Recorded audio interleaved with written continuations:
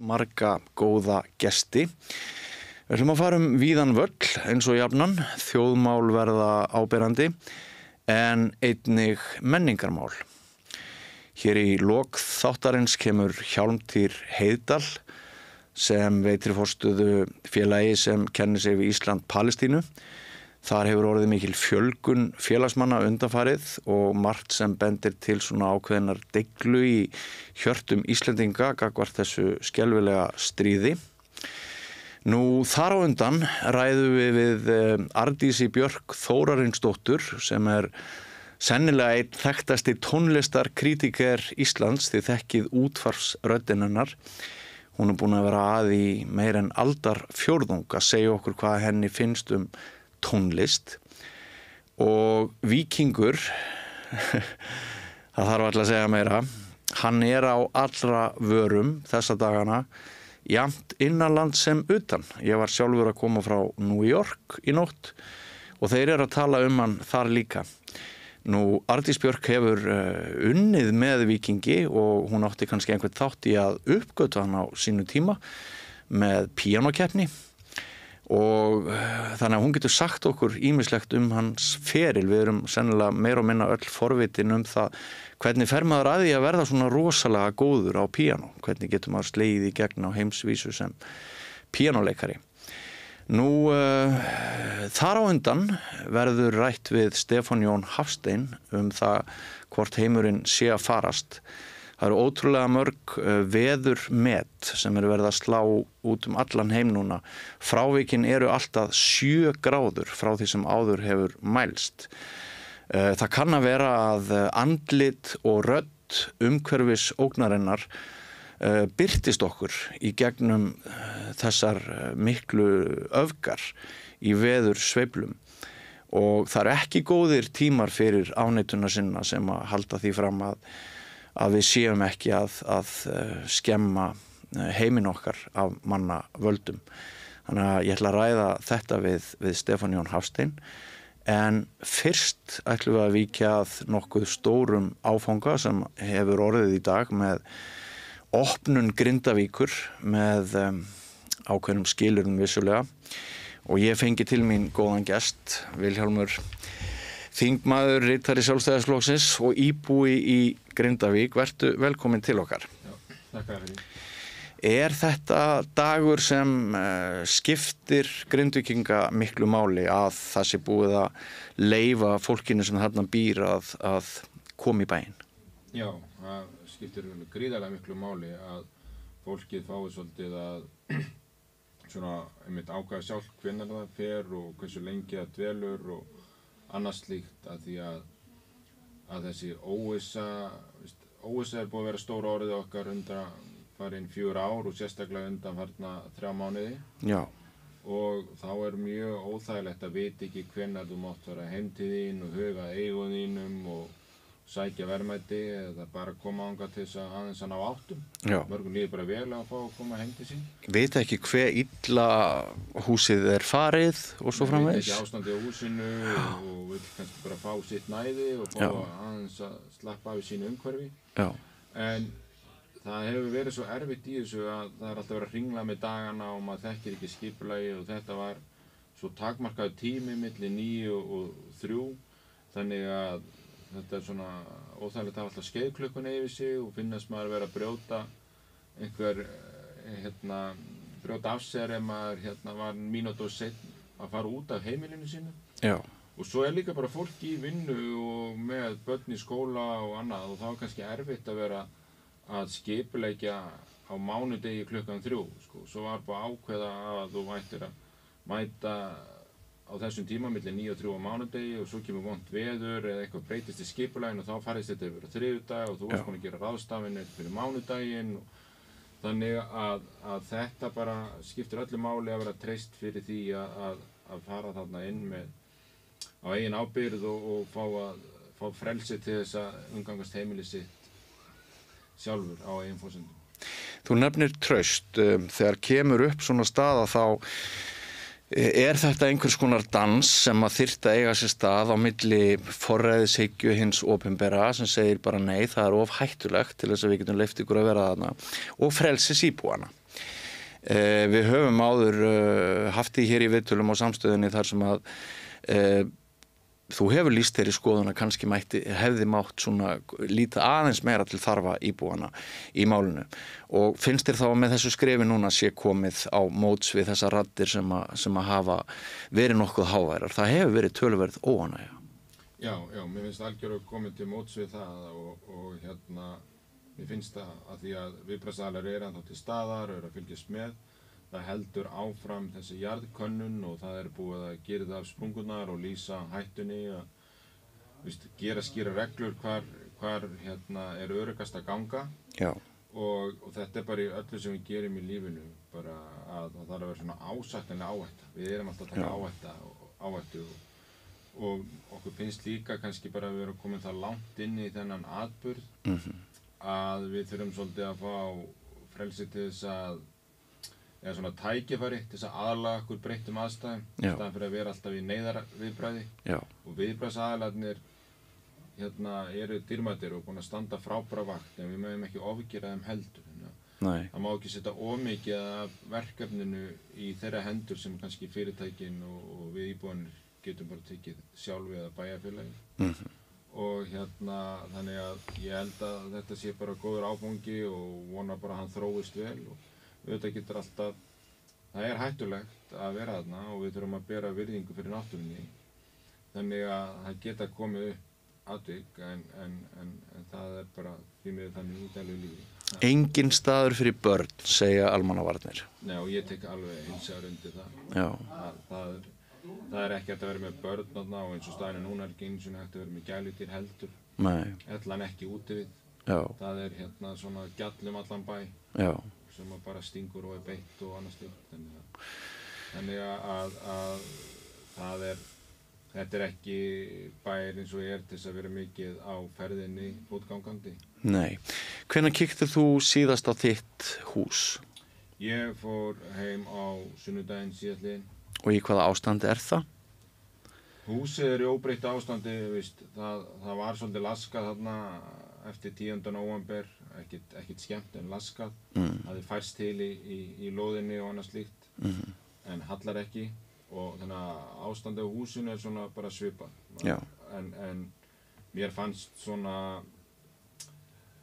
breytingarnar á bænum vera ýktari núna. Þegar snjórinn var að fara eftir þetta mikla frostatímabil og búið að koma þessi atburður svona að maður hafi ekki séð bæinn eftir að snjórinn fór eftir síðasta atburð eða þar síðasta eiginlega. Og þá mér fannst svona meiri brekkur og skakkari götur og annað slíkt heldur en oft áður en það alltaf gott að koma í Grindavík og það alltaf bjart yfir samt sem áður. En þú í þeirra hópi sem hafa tekið ákvörðun að snúa ekki aftur?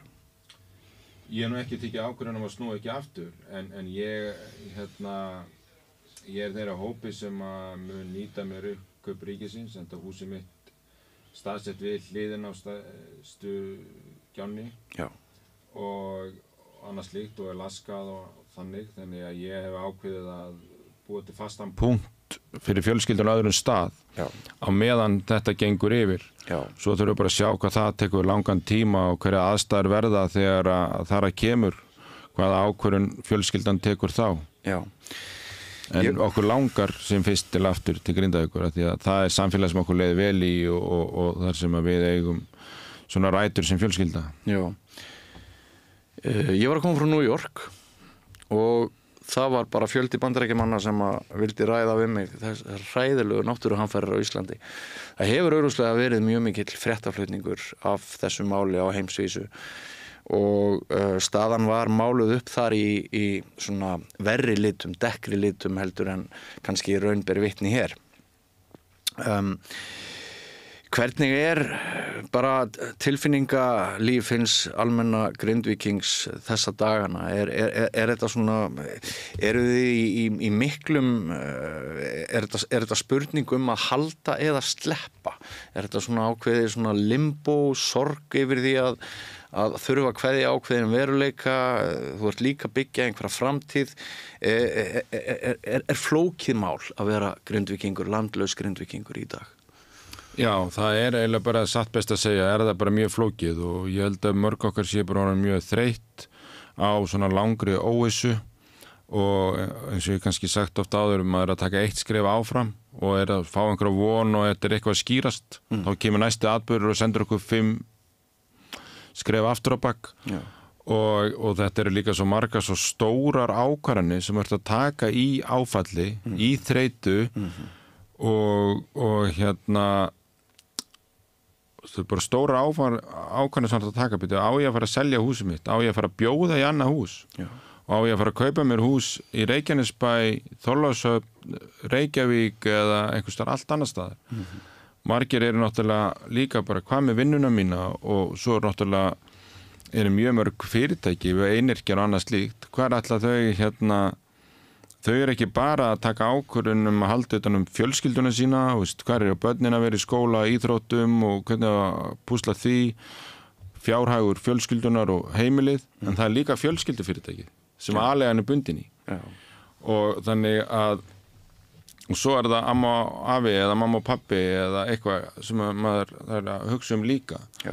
Þannig að þetta er bara mjög töff verkefni og það verður bara viðurkennast og þú ert þennan daginn að við byrjum að ræða opnunina. Þú ert einn daginn að segja, húsið mitt í lagi? Vatn eða hiti? Búið að leka inn í húsið mitt? Það frosið eða frystikistan og allt í henni ónýtt og þú ert að ágjör þessu? Hvenær fæ ég að komast? Er ég á mánudaginn eða þriðjudaginn? Á ég að fá sendibíl? Hvar er ég að geyma dótið mitt?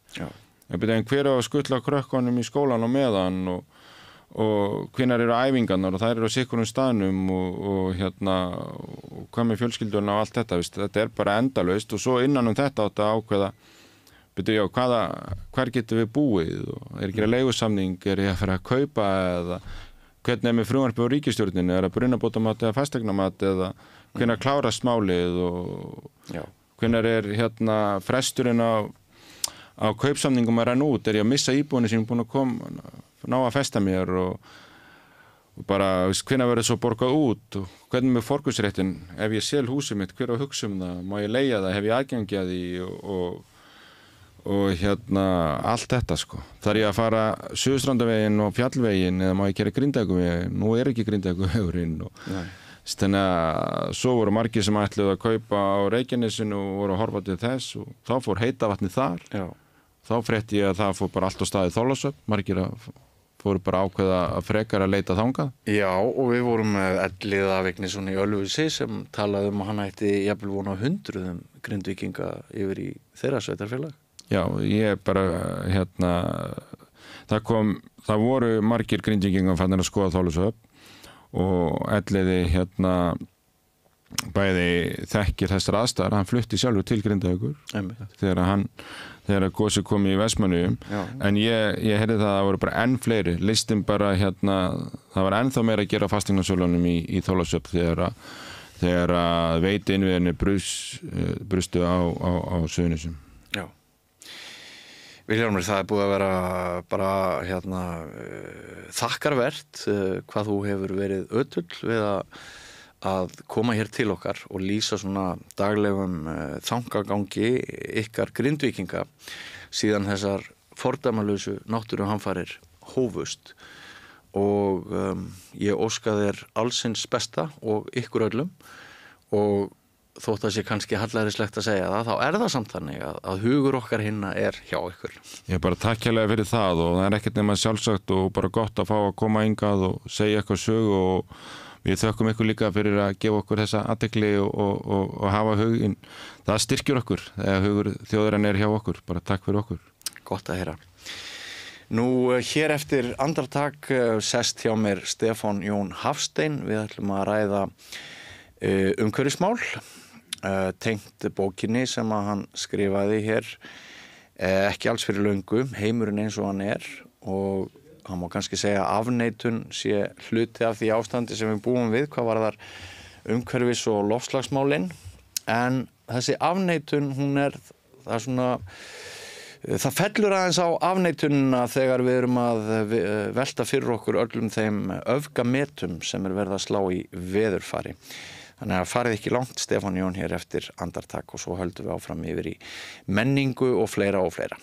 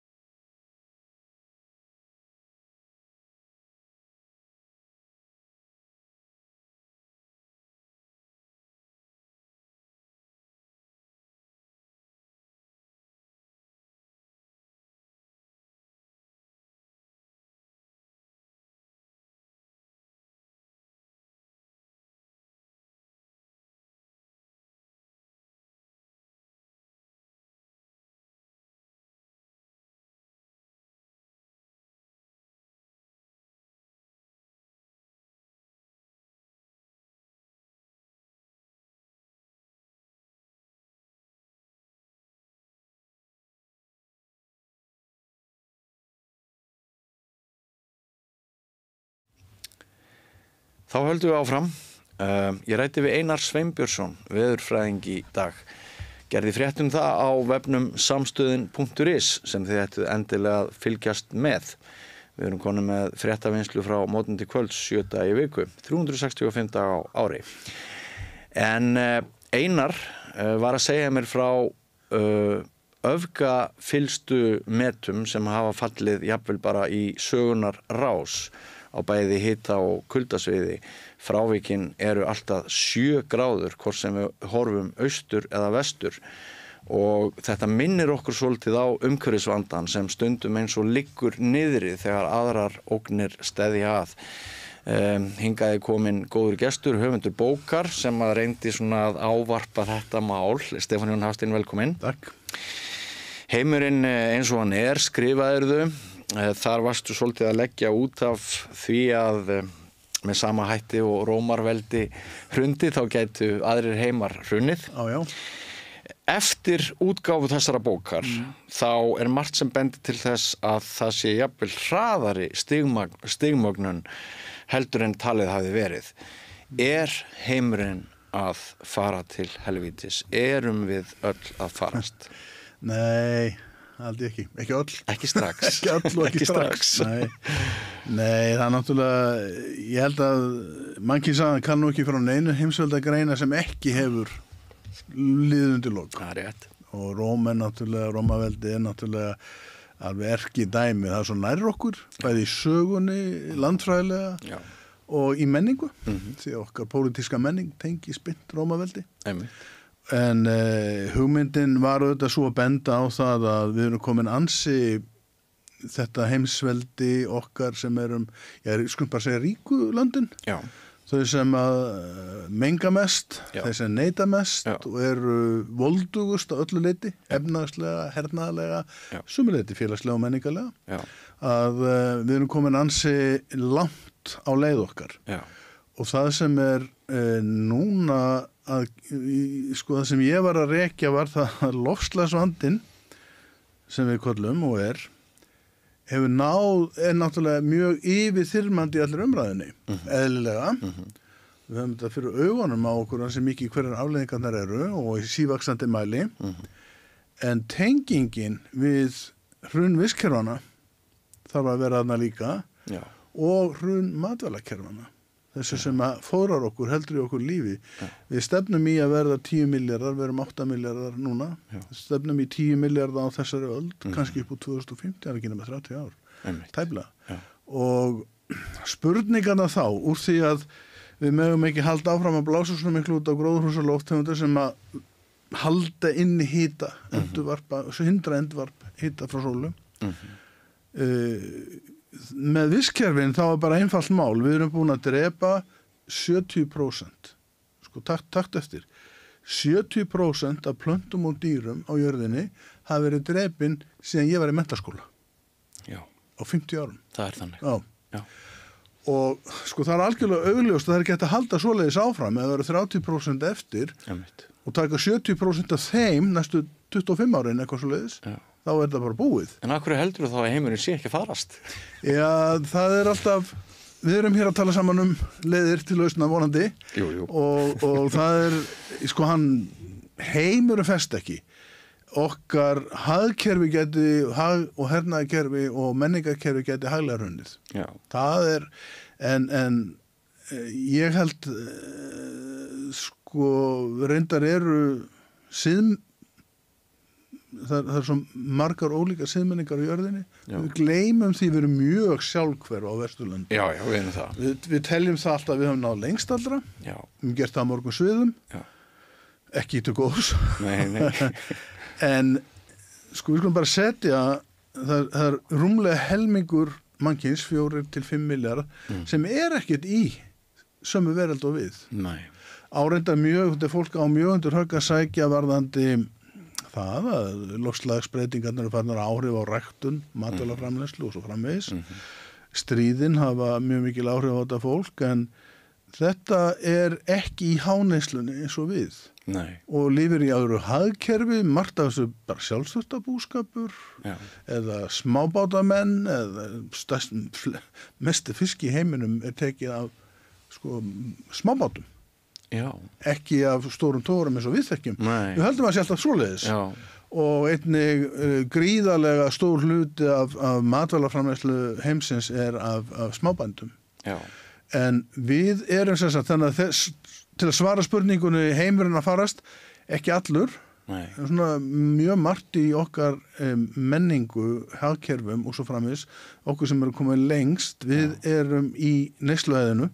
Segja neysluæði, neyslunni segjum það bara. Já.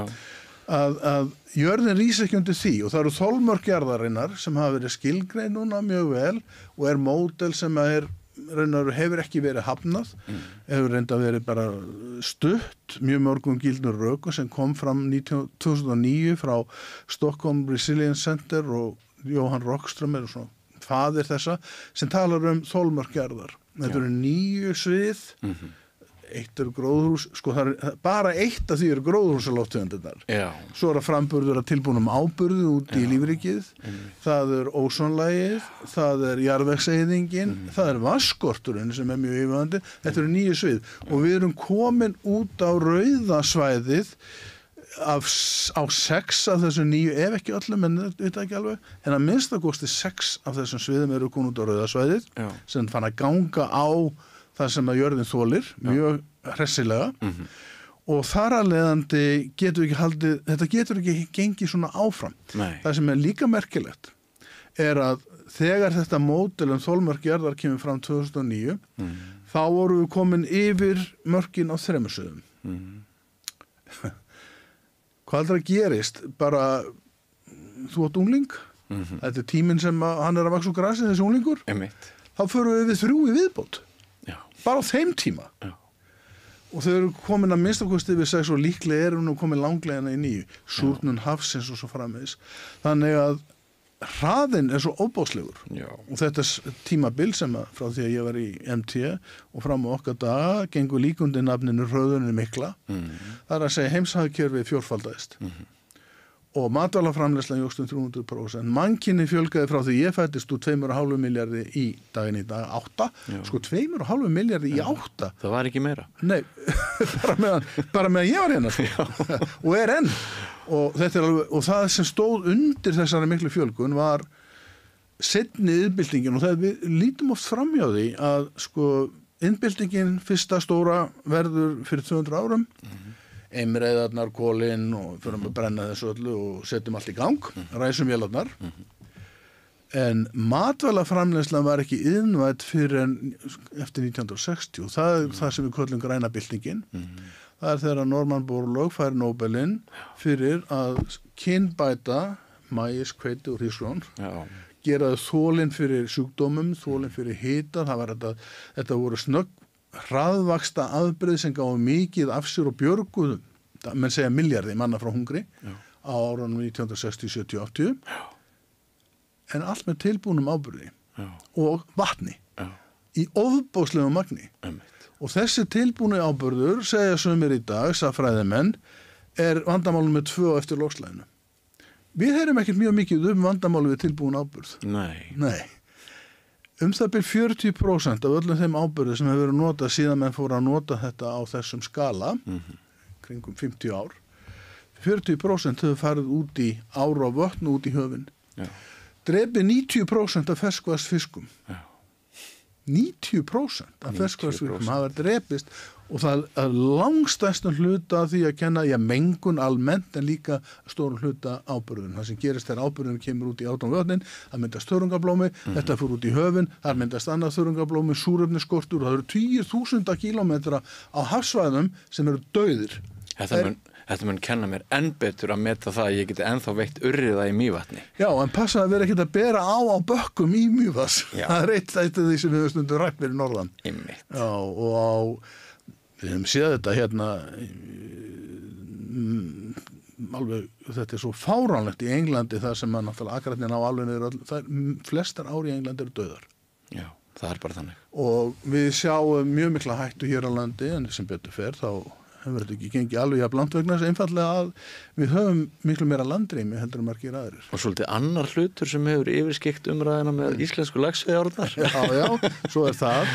En ég veit að það er ekkert verið að fjalla tilbúin áburð og afleiðingarnar á honum í fréttamiðlum dagsins. Nei. Og þetta var alltaf uppljómun fyrir mig að lesa þetta og kynna í samhengi við þolmörk jarðarinnar. Ég sagði ykkur frá hruni vistkerfina 70% af dýrum og plöntum hafa dáið á 50 árum. Nú settu, og þar að leiðandi, ef við förum aftur af loftslagsbreytingunum, þá er það bara einn hluti málsins. Og það eru auðvitað til afneitunar sinnar sem ekki trúa því að innbyltingin hafi skapað þennan hjúp umhverfis jörðina sem veldur hlýnun. Já. Þá spyr ég, en hvað annað er það? Ef það er ekki það? Já. Hvað er það þá sem að, og það er ekki búið að finna upp þá eðlisfræði sem útskýrir það. Nei. Þannig að nokkurn veginn held ég að svona 99% af vísindasamfélagi heimsins, ég kýs að trúa nokkurn, ekki öllu, en stórun hluta af því sem segja, þetta er svona sú vinnutilgáta sem er í gangi, að útblásturinn valdi þessari hlýnun. Svo er annað sem við heyrum ekkert. Sko, þetta er yfirborð jarðar, lofthiti á yfirborði jarðar. Það er það sem við erum alltaf að tala Höfin, hafið, með eitt samfellt haf, 70% yfirborði jarðar, hefur tekið 90% af hlýnuninni. 90% af alltaf hlýnuninni. Þannig að það sem er að mælast í andrúmsloftinu, hitabylgja á Spáni, þurrkar hér og allt það, hvað er það sem gerast í hafinu? Þess vegna er sko skíðafólkið í Austurríki núna og það er mjög oft þegar talið berst að einhvers konar lúksus forréttinda hópana sem að sko að það er eins og þurfið það til þess að fólk hlusti að núna er sem sagt hitastigið í Austurríki í febrúar búin að vera 6,8 gráðum yfir því sem hefðbundið er og það er vegna þess að höfin þarna fyrir sunnan eru svo ótrúlega hlý. Það sem gerðist í fyrra sumar, það kom frekar óvænt risavaksin hitabylgja í höfin og mest í norðurhöfin. Já, svo er það. Já, það er ennþá meira hér á norðurslóðum hlýnunin. Það voru hafstraumur undir Flórida sem slógu hátt í 40 gráður á Celsius. Sem er svona svipaður í pottinum heima hjá mér. Það voru líka straumar í Miðjarðarhafinu sem eldist álíka heitir og þessi hiti, hann rýkur ekkit burt á einni nóttu. Nei. Þannig að ég skil það vel að í Ölpunum sé að hann sé hlýtt núna en við sjáum sko það sem að mjög mikið er fjallaði með lofthiti við yfirborð jarðar en hlýnun hafsins er alveg skelfileg.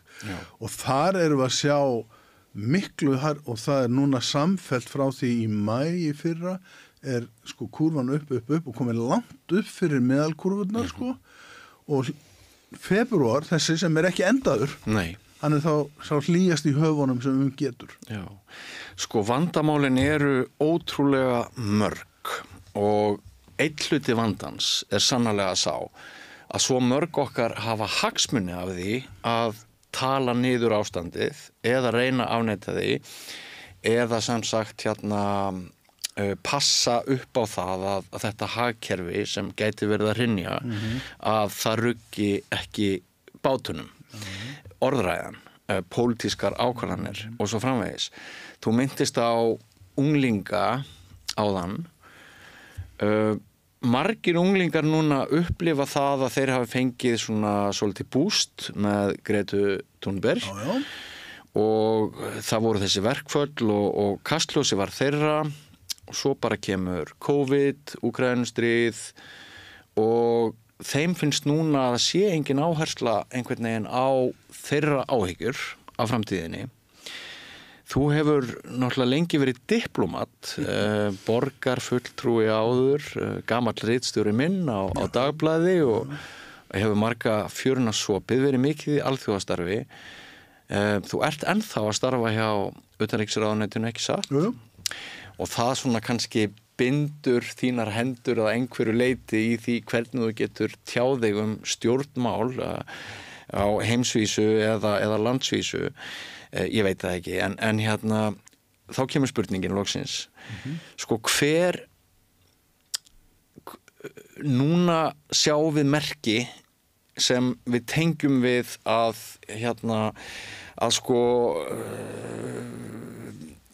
ég held þeim sé alltaf að fækka þeim sem hafa verið kallaðir afneitunar og ég held til dæmis þetta með veðra stökkin að þetta er svona raski rómarkra en pólitískt lifum við ekki gjörsamlega í ósjálfbærum veruleika og vonlausum veruleika vegna þess að pólitíkusarnir og þeir sem eiga að stefnumótendur þeir eru oftar en ekki bara kosnir á 4 ára fresti ef ég ætlaði að fara fram næst og ég ætlaði að segja við mína þjóð ég ætla að hækka mikið skatta á ykkur vegna þess að það er það sem þarf að gera það er eitt af því sem þarf að gera þá myndi enginn kjósa mig hins vegar populistin sem segir þetta er allt í lagi, þetta verður allt í lagi, við bara vitum ekki hvernig þetta verður í lagi, hann fær frekar framgang, sko, hver er lausnin? Hvernig getur heimurinn pólitískt séð komist út úr þessum ógöngum vegna þess að korporismin, það er jú mengandi stórfyrirtæki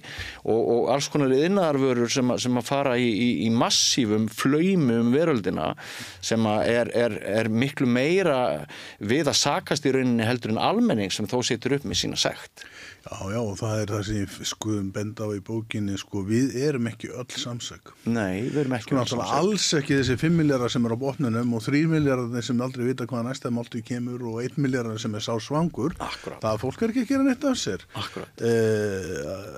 Af því að það har aldrei verið jafn mikið selt af einkaþotum eins og undanfarið ár. Það er nefnilega það. Þá erum við að tala fólk sem er kannski 2000 manns sem er ríkasta 0,1% í heiminum, ekki það sko, sem að mengar mörg þúsundfalt á við, jafnvel þig og mig sko. Já.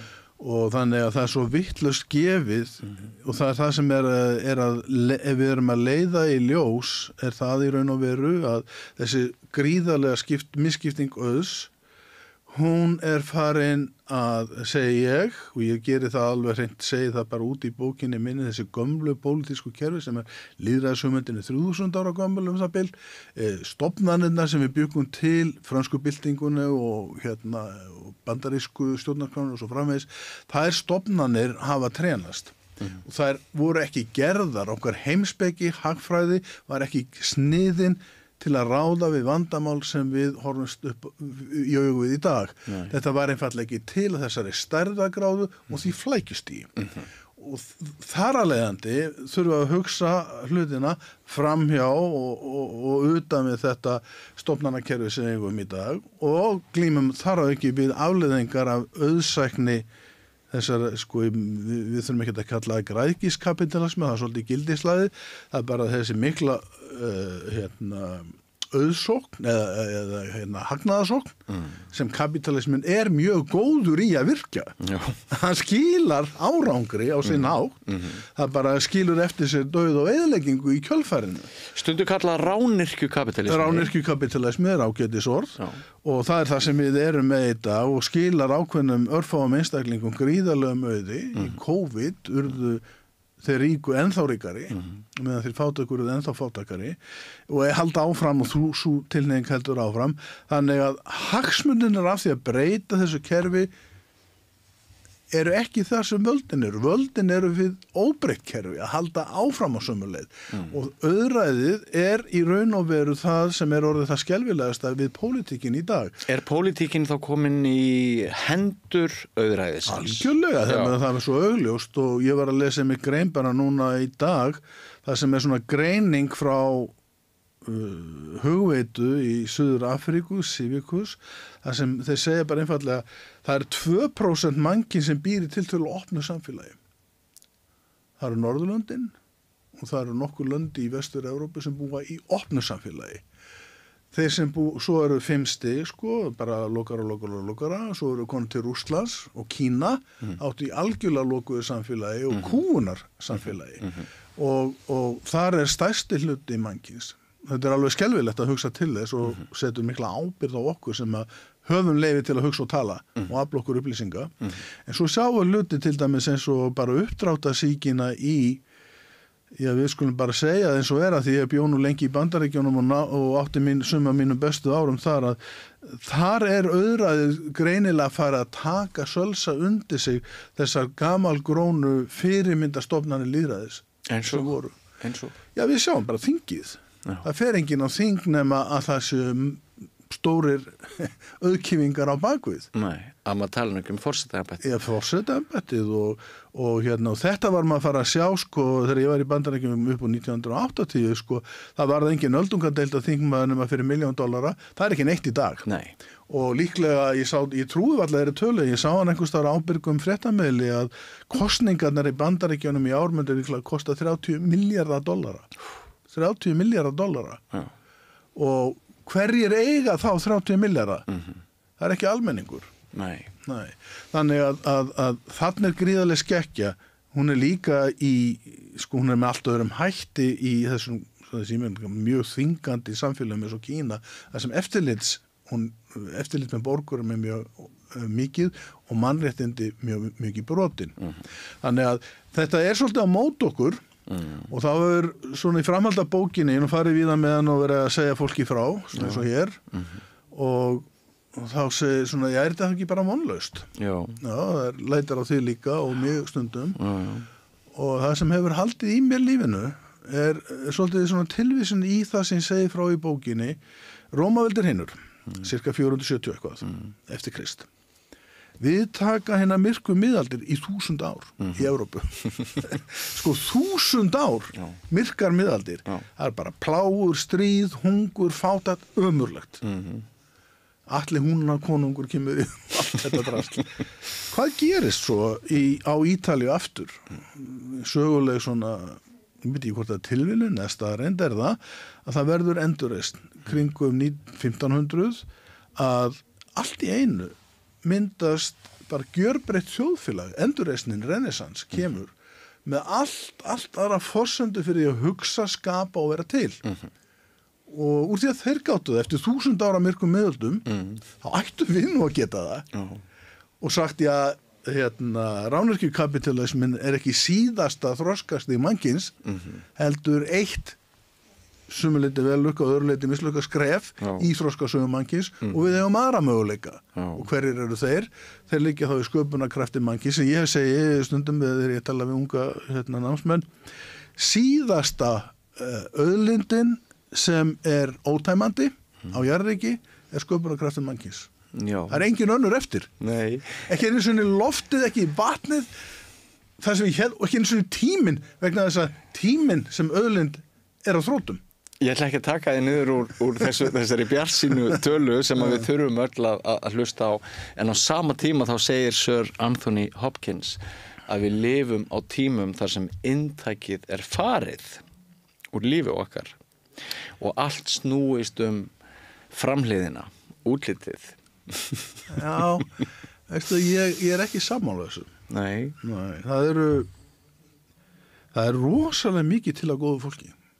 Já, það gott að minna á það. Já, við þurfum að muna það og það sem birtist okkur líka muna það sem að sko bara tala auðvald og ég ekki að tala eins og þið í sósíalistaflokknum gerið hérna. Ég ekki í sósíalistaflokknum, bara svo það sé Sko, auðvaldið er bara að tala svona púra hagfræðilega og pólitískt auðvitað, hugmyndafræðilega. Sko, það sem auðvaldið vill byrt okkur er ekki einn sanna mynd af heiminum. Við erum að muna það. En aftur að þessu með sko kjörtímabilin og pólitíku. Jú, þetta alveg rétt. Að því að kerfin voru sniðin, sko Rómverjarnir settu upp, þú mátt vera konsul í 2 ár. Já. Það voru setja valdinu skorður, svo enginn ofmetnaðist nú. Nei. Og þú máttir aðeins vera konsul einu sinni. Já. Og hérna, svo máttir náttúrulega þeir hötuðu konunga og þess vegna var sko, þess vegna mátti þeirra Sesar, þeir voru svo hrættum að alltaf vera konungur, þeir drapa hann. Já.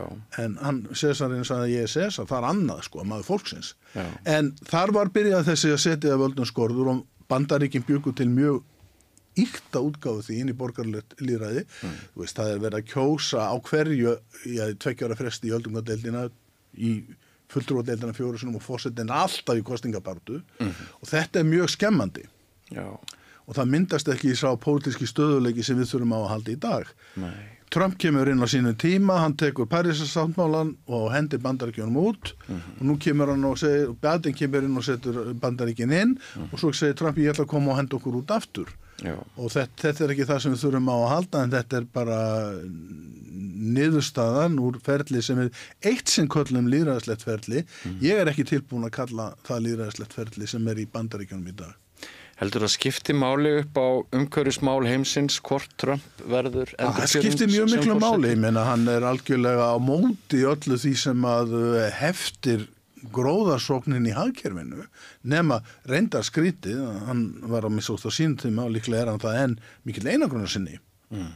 Hnattvæðingin er náttúrulega mjög öflugt tæki til að skapa meiri rentu, meiri gróða.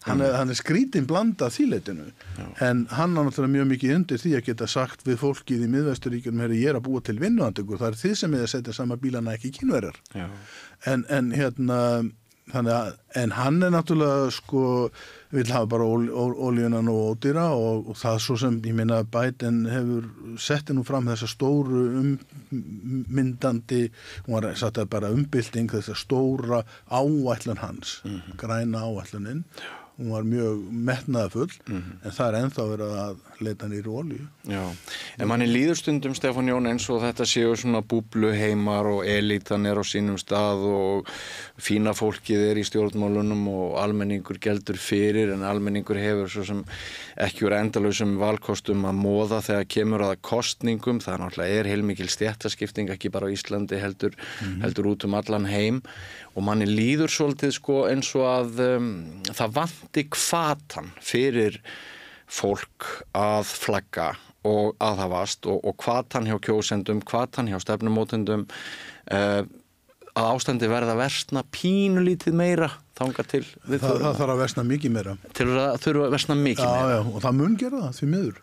Það mun versna mjög mikið meira að segja að millistéttin í ríkulöndunum ekki bara á Vesturlöndum við sem keyrum á bílum og förum til útlanda í ferðalög og allt þetta við sem neytum, það væri jörðin geti aldrei borið það neyslustig að allir væri á því eins og er í dag hjá ríka fólkinu en þessi skipting er farin að myndast mjög skýrt, hún er ekki lengur eins og var norður-suður skipting vegna þess að stéttaskiptingin er fann að rista upp úr og niður úr í mjög mörgum löndum menn geta rætt það hversu mikil hún er hér hún er mjög augljós í Bretlandi þar sem að sko stöðugar fátæktarfréttir er að berast veit ekki á hvaða leið þeir eru en þar í Bandaríkjunum líka náttúrulega bara situr mjög stór hópur landsmanna eftir og hefur gert í 25-30 ár í hérna við sjáum í Kína og Indlandi hefur fátækum fækkað á síðustu 25 árum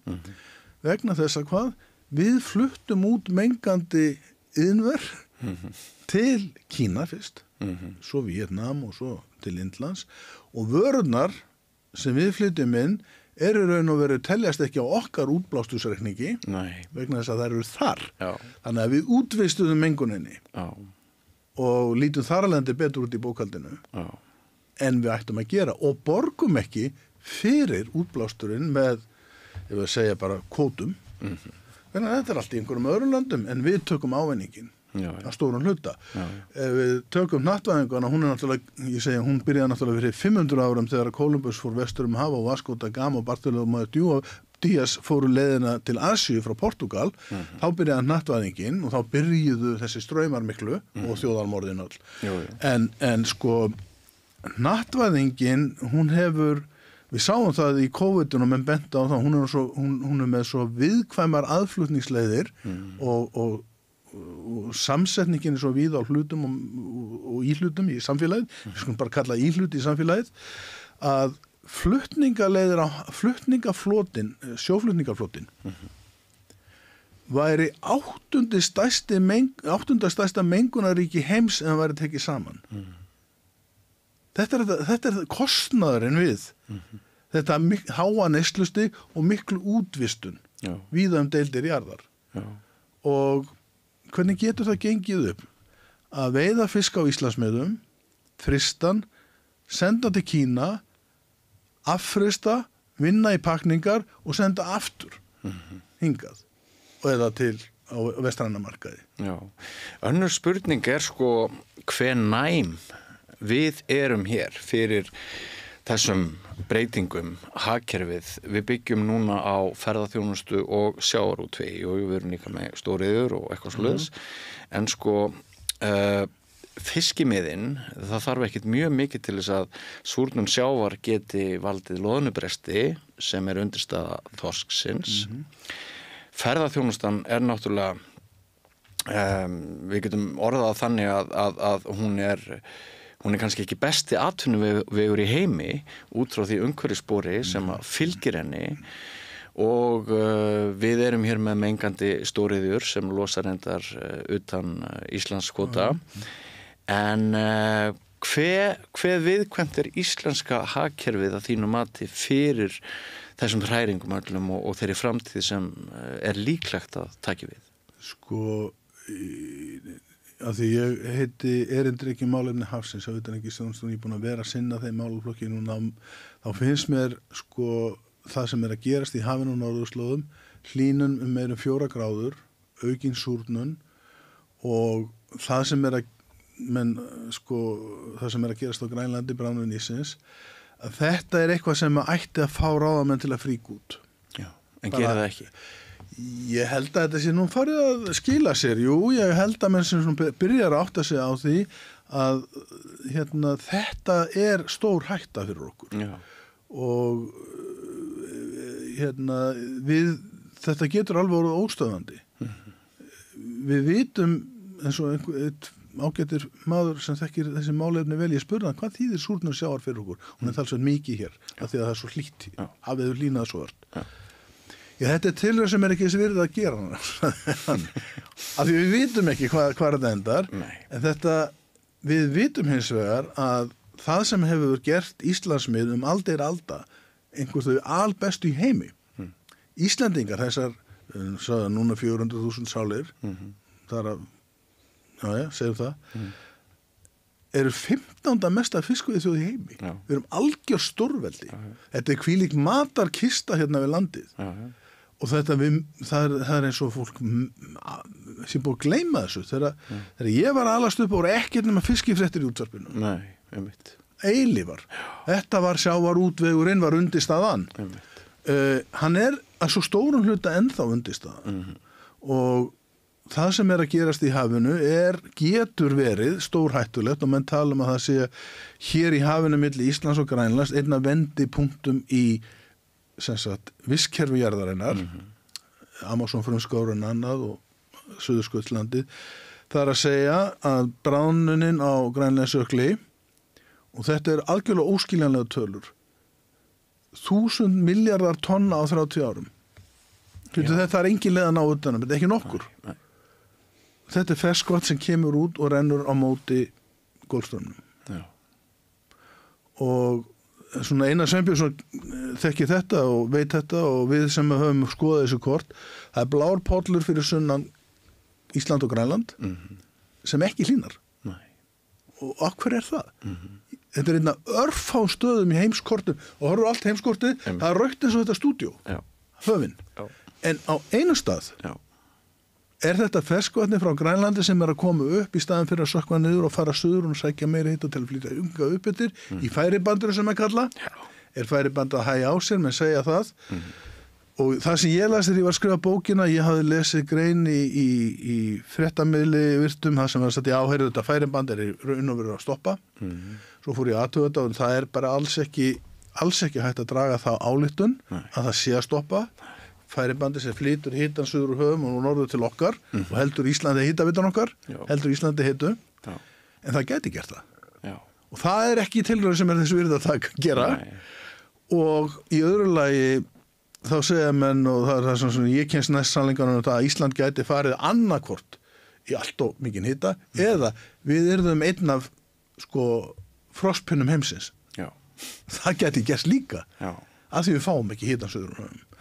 Ég treysti mér ekki til að, og ég held að menn hafa verið að deila þetta og ég fylgist mjög vel með þessari umræðu og það bara hluta mínu starfi og að átta mig á því svona hvað vísindin að segja þetta.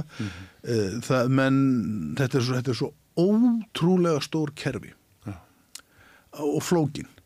Það mjög og þegar mann byrja að einfalda til að reyna að fá niðurstöður, búa til ný líkon, þá lenda maður strax í vandræðum. Og þetta eins með loftslagið. Þetta gríðarlega flókið og stórt.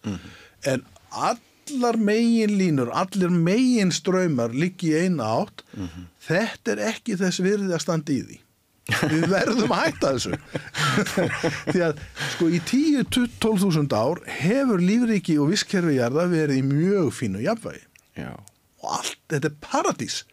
Það var til paradís eftir síðustu, hugsum þetta þannig, það var til paradís eftir síðustu ísöld, eftir svona fyrir 10-12.000 árum. Það var svo flott í jafnvægi, þetta stiltist allt saman og maðurinn kemur bara út ofan úr fjöllunum, innan úr skógunum, byrjar að reisa musteri, siglum höfin, rækta aguryrkjan og þannig verður til þetta sem við kallum siðmenning. Þá var lífmassi manna á jörðinni svona minn en fjöður í hansnabú, miklu minni, bara með eiginlega ómælanlegur. Menn voru svo fáir. Í dag lífmassi manna og húsdýra þeirra 96% af líf á jörðinni. Nefnilega það. Fílar, mís, hvalir, allt hitt eru 4%.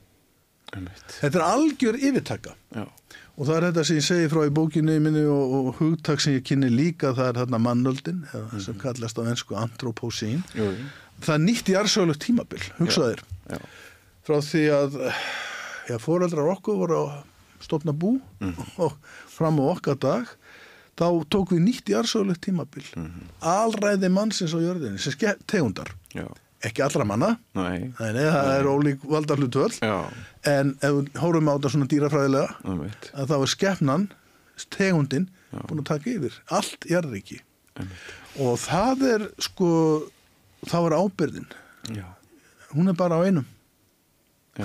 Það því miður og ég held að það stefnir allt í það núna að frá svona 2020, 2018, 19, 20 og næstu 10 ár verði mjög erfið. Við héldum svolítið bláeygð kannski fyrir 20-30 árum að framfarir væru bara í tímalínu. Það var bara að lífið yrði alltaf betra og betra, auðveldara og auðveldara. Við vorum alls konar ofurtrú á tækninýjungum, lyfjum og við heldum öll að við yrðum 150 ára jafnvel bara eftir einhver áratugi. En við erum núna stödd á skeiði sem hefur mjög rækilega minnt okkur á að það ekkert til sem að heitir sjálfkrafa línulegar framfarir eða betri og bætt lífsgæði. Þau eru þvert á móti síðri núna, framtíð ungs fólks í dag, hún er síðri, hún horfir ekki eins vel eins og fyrir 20-30 ár. Framtíð í okkar heimsluta. Í okkar heimsluta. Í Eþíópíu, ég var þar fyrir 40 árum, það alveg sama ferlega óstandi þar. Súdan, Sómalía, öll vesturströnd Afríku raun og veru. Svo eru þessi bara ríki sem hafa bara hrunið hvert á öðru fyrir augunum okkar. Afganistan, Líbía, Írak, Íran raun og veru hrunið, Jemen, Sýrland. Þú veist, setjum okkur í þeirra spór. Og þá það ekkert framundan. Nei. í þessum löndum og við getum vorkennt okkur og eigum að gera það af því að við erum líklega síðasta kynslóð sem hefur það svona gott. Við erum líklega síðasta kynslóðin sem hefur það svona gott. Og gott, þá setjum maður svona til unnanmerki að því að það svo margt á bakvið sem margar duldar syndir á bakvið. Já, það eru syndir á bakvið þennan veruleika og við erum en sko að hafa, eins og ég segi sko langlífasta kynslóðin, við fengum að mennta okkur, við fengum nóg að borða og stærri og þreknari og heilsubetri og við fengum bjartsýnina í æð. Það skiptir nú ekki litlu máli. Og það var ekki lítið mál þessuna þegar til dæmis bókin Limits to Growth eða endamörk vaxtar kemur út þegar ég er í menntaskóla sem segir, heyrðu þessi línulegi vöxtur sem þú varst að tala framfara trúin, þetta gengur ekki upp. Það eru takmörk, þetta er lokað kerfi. Þá var ekki stemmingin svo að heyrðum, við erum að fara að gera eitthvað. Nei. Það leit mjög vel út og þessi óðbós græna byltingin komin og það var mjög eðlilegt að með sjáðu, við leysum þetta. Og enn í dag er maður að lesa leiðara í dagblöðum það sem segir, heyrðu, byrju, vísindamennir munu redda þessu. Þú meina Morgunblaðið? Ég sagði ekki neitt. og en það eru sko við þekking okkar er það mikil, hún er aldrei nóg en við vitum nóg til þess að vita að svona getur þetta ekki gengið. Hvernig það verður hægt að leysa úr því pólitískt, það held ég að verði bara ekki gert á næstu árum. Það þarf fleiri stríð og það þarf meira vesen og meiri krísur og fólk mun þjást og það verður á einhverjum tímapunkti á Vesturlöndum að því að við ennþá getum við eigum og það er náttúrulega maður er svo þakkláttur fyrir það að við megum tala saman hér það sem ábjótar og við megum skeggræða hvað geti verið til lausnar og fólk má kjósa nýja leiðtoga eða vill og við getum tjáð okkur og aflað upplýsingar allra þegar upplýsingar liggja fyrir. Það eru forréttindi á fárra valdi í heiminum. Já, það er gott að vera myndur á það. Já. Og þess vegna er ábyrgðin þeim meiri. Það er rétt. Já, og ég held það er mjög bara, hvað segir maður unga fólki í dag, búið ykkur undir búið ykkur eins vel undir og mögulegt sem einstaklingar og sem samfélagsþegnar og það verður við ýmislegt að etja og það verður ekki allt auðvelt en það hefur enginn fengið jafn mikið upp í hendurnar á þið til þess að takast á. Jafnvel þú og ég Bjössi. Það var ekki internet þegar við vorum allastuð. Það var ekkert internet. Nei, nú er það komið. Samskiptamöguleikarnir eru svo óbóðslegir. Já. Og ég er búin að vera að stjórna alþjóðlegum vinnuhópi síðustu 2,5 ár á netinu. Já.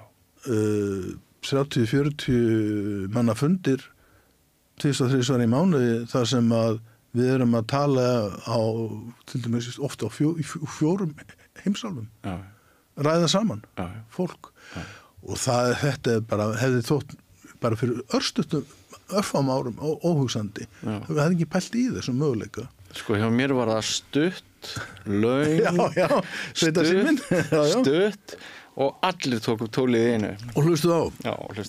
Já, og faðir minn var forstjóri Slysavarnafélagsins og hann stjórnaði miklum björgunaraðgerðum úr svarta landlínu símanum heima í forstofunni á símaborðinu. Hringdi í björgunarsveitamenn og aðra slíka.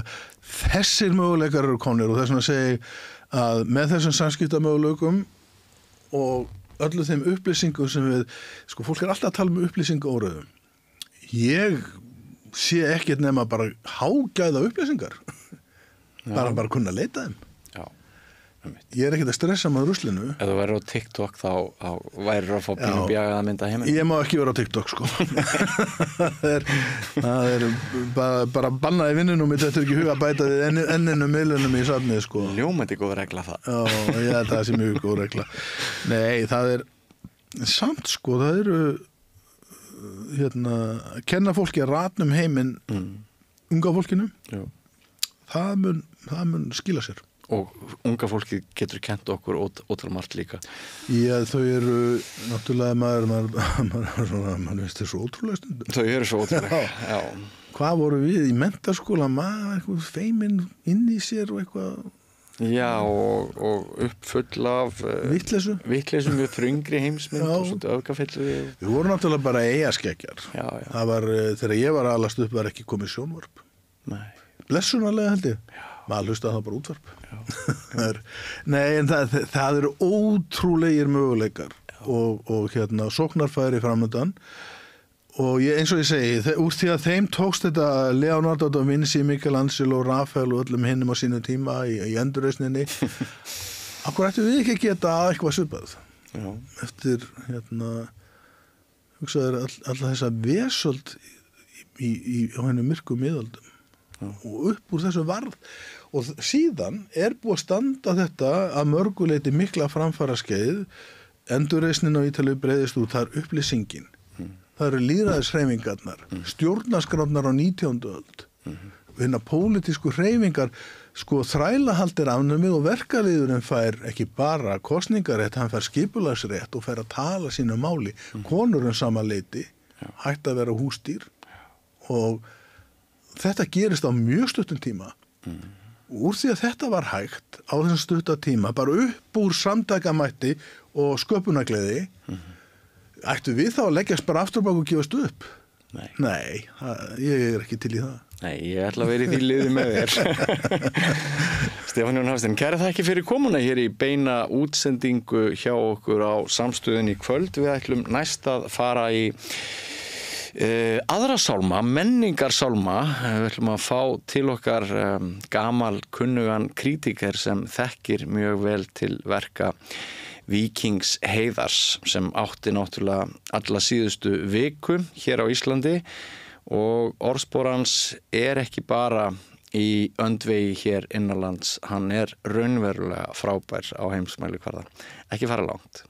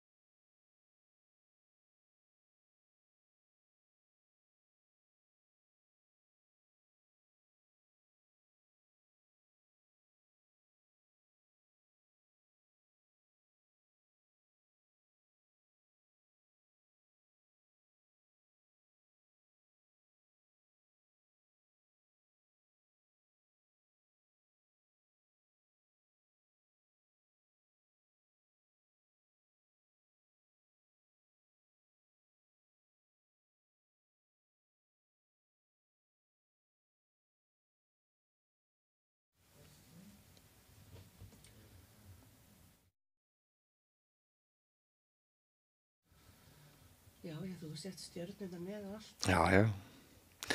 Já, sæl aftur. Við ætlum að ræða píanóundrið Víking Heiðar Ólafsson. Hingað komin manneska sem þekkir töluvert vel til hans ferils.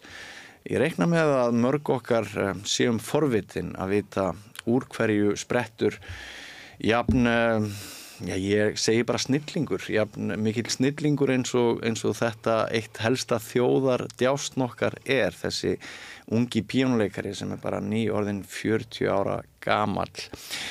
Ardís Björk Ásgeirsdóttir, vertu velkomin til okkar hér á Samstöðina í beina útsendingu. Takk fyrir, takk. Hvenær hittir þú fyrst þennan mikla meistara sem hefur slegið algjörlega í gegn núna ekki síst síðustu daga og á kannski orðið svolítið þátt í því að alls konar fólk núna bara að hugsa klassíska tónlist og til í að gefa klassískri tónlist séns sem að kannski það hefur ekki gerst í svolítinn tíma. Þetta ekki stórkostlegt? Þetta nefnilega stórkostlegt. Margir að hoppa á vagnir í fyrsta sinn. Það nefnilega margir að hoppa á vagnir og þessi útsending sem að verður þarna mjög vel heppnuð frá afmælistónleikunum hans síðustu viku. Það virðist vera sem að allmargir Íslendingar sem að einmitt hafa ekki verið að leggja sig eftir klassískri tónlist hafi hort á þessa útsendingu af því að þeir voru forvitnir en í stað þess að vera bara svona forvitin í nokkrar sekundur og fara svo eitthvað annað, það var eitthvað sem greip fólk. Já. Akkurat sko. Nei, hann alveg einstakur, hann Víkingur og ef ég svara spurningunni hvenær ég hitt hann fyrst og heyrði hann fyrst spila þá var það þannig að árið 2000 þá var ég í stjórn Íslandsdeildar Evrópusambands píanókennara og við fengum veglegan styrk til að gera nokkra viðburði og þar á meðal svona fyrstu íslensku píanókeppnina. Já, EFTA. Já. Og svo keppni hefur bara verið haldin okkur reglulega á 3 ára fresti alla götur síðan og Víkingur tók þátt þá 16 ára gamall í þeirri fyrstu keppni og sigraði, fór með sigur á hólmi. Og var keppt í mörgum aldursflokkum? Já, það var keppt í 3 flokkum þá. Ég held að flokkarnir séu orðnir 4 núna. Hann þá 16 ári í þessari keppni, hann þá búinn að klára það sem kallast framhaldsstig hér á landi? Já, þá var hann bara held ég átti 1 ár eftir í einleikaraprófstónleikana sína eða eitthvað svoleiðis. Já. Ég held hann hafi klárað það bara árið síðar. Já, einmitt. En hann var samt lang yngstur í sínum flokki, sko. Já. En það var svona, ég var búin að heyra orðróm að hún Svana Víkingsdóttir, kollegi minn, hún mammans, hún píanókennari, frábær píanókennari og bara að heyra það að strákurinn hennar væri svo duglegur og þannig maður var búin svona að heyra af honum. Þú segir duglegur? Já. Sko ég hef heyrt sögur af því að hann sjálfur hafi bara skammtað sér æfingatíma sem var alveg ótrúlegur. Hann hafi bara sjálfur, hann hafi ekki þurft neitt þrýsting eða hvatningu frá öðrum, en hann hafi sjálfur bara farið í það að það þykir nú kannski gott þegar þú æfir 5 klukkutíma á dag, en þá hafa hann verið að hugsa 7-8 sko. Veistu hvort þetta Ég efast nú 7-8, það ekki svolítið mikið að vera í skóla og æfa svo 7-8? Það væri svolítið mikið. Það væri svolítið mikið, ég myndi frekar hugsa 4-5 kannski.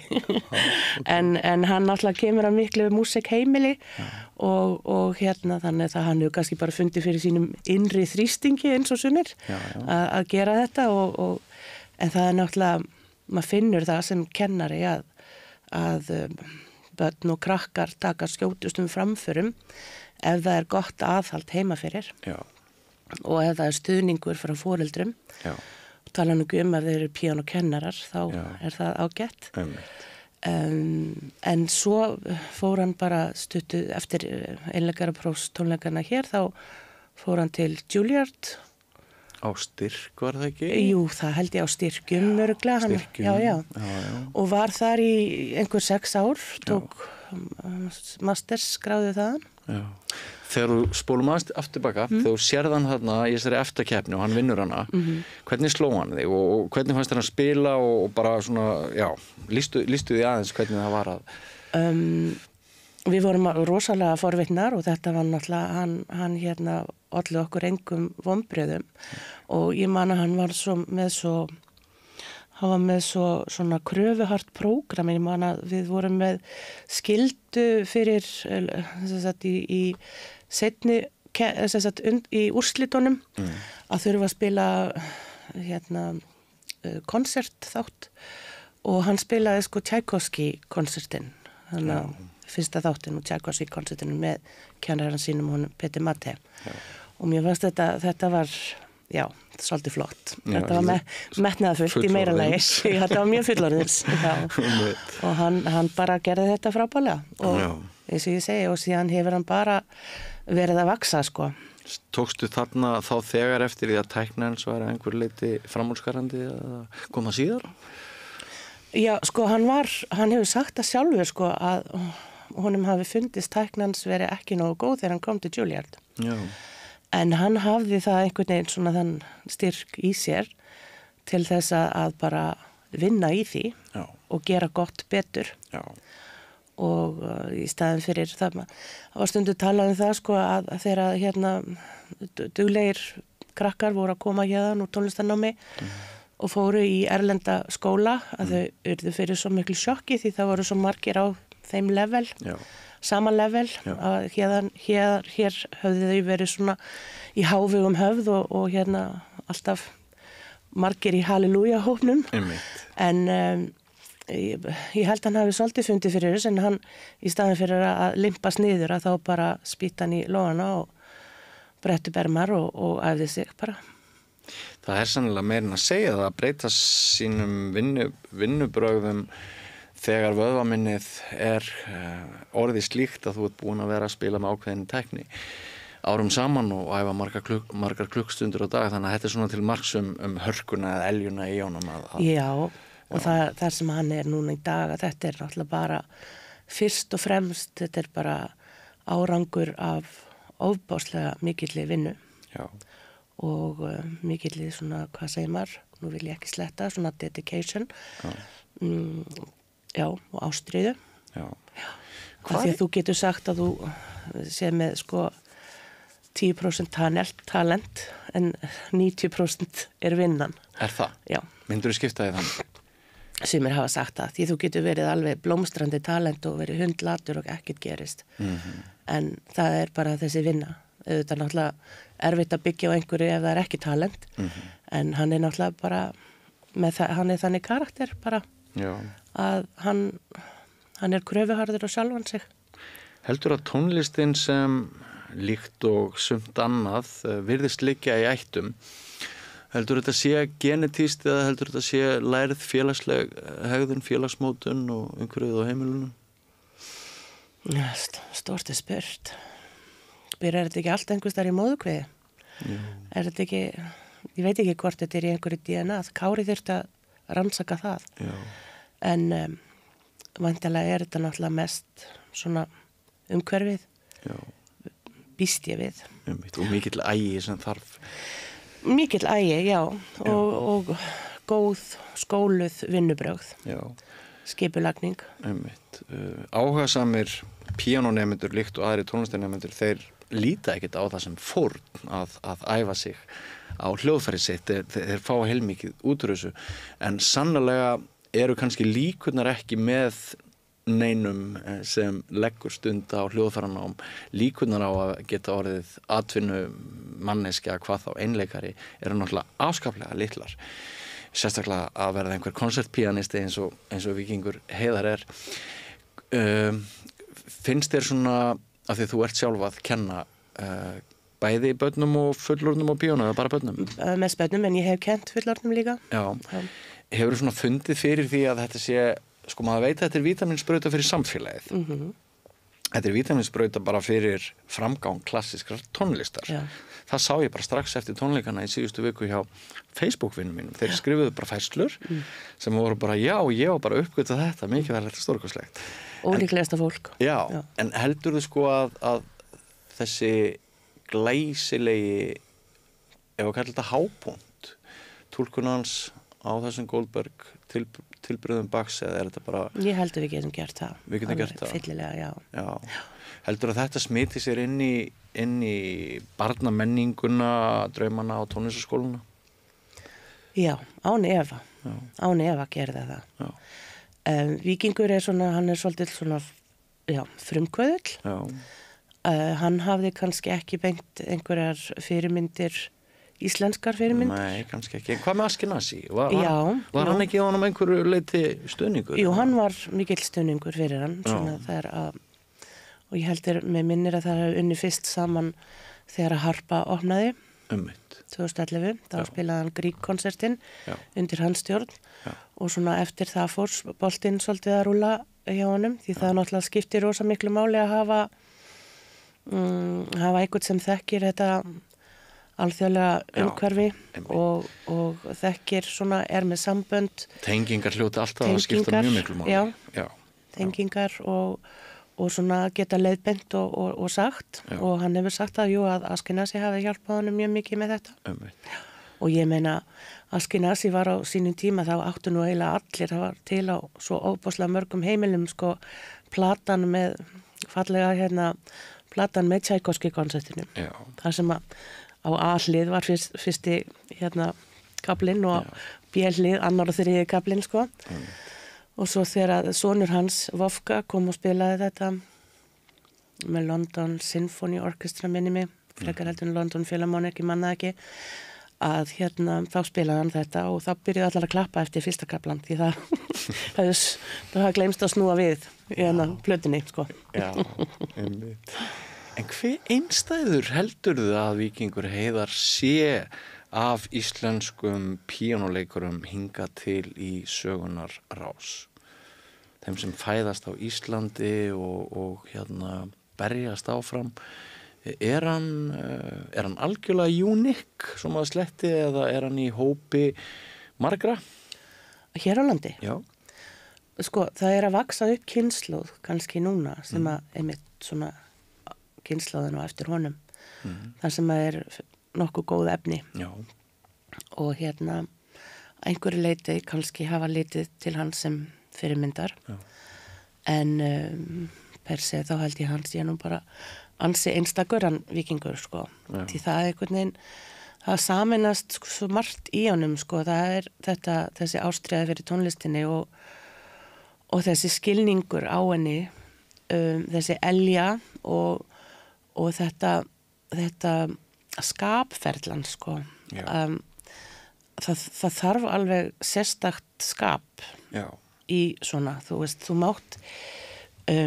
mátt ekki, getur rétt ímyndaður að vera sko eitthvað ég leita orðinu ekki taugaóstyrkur heldur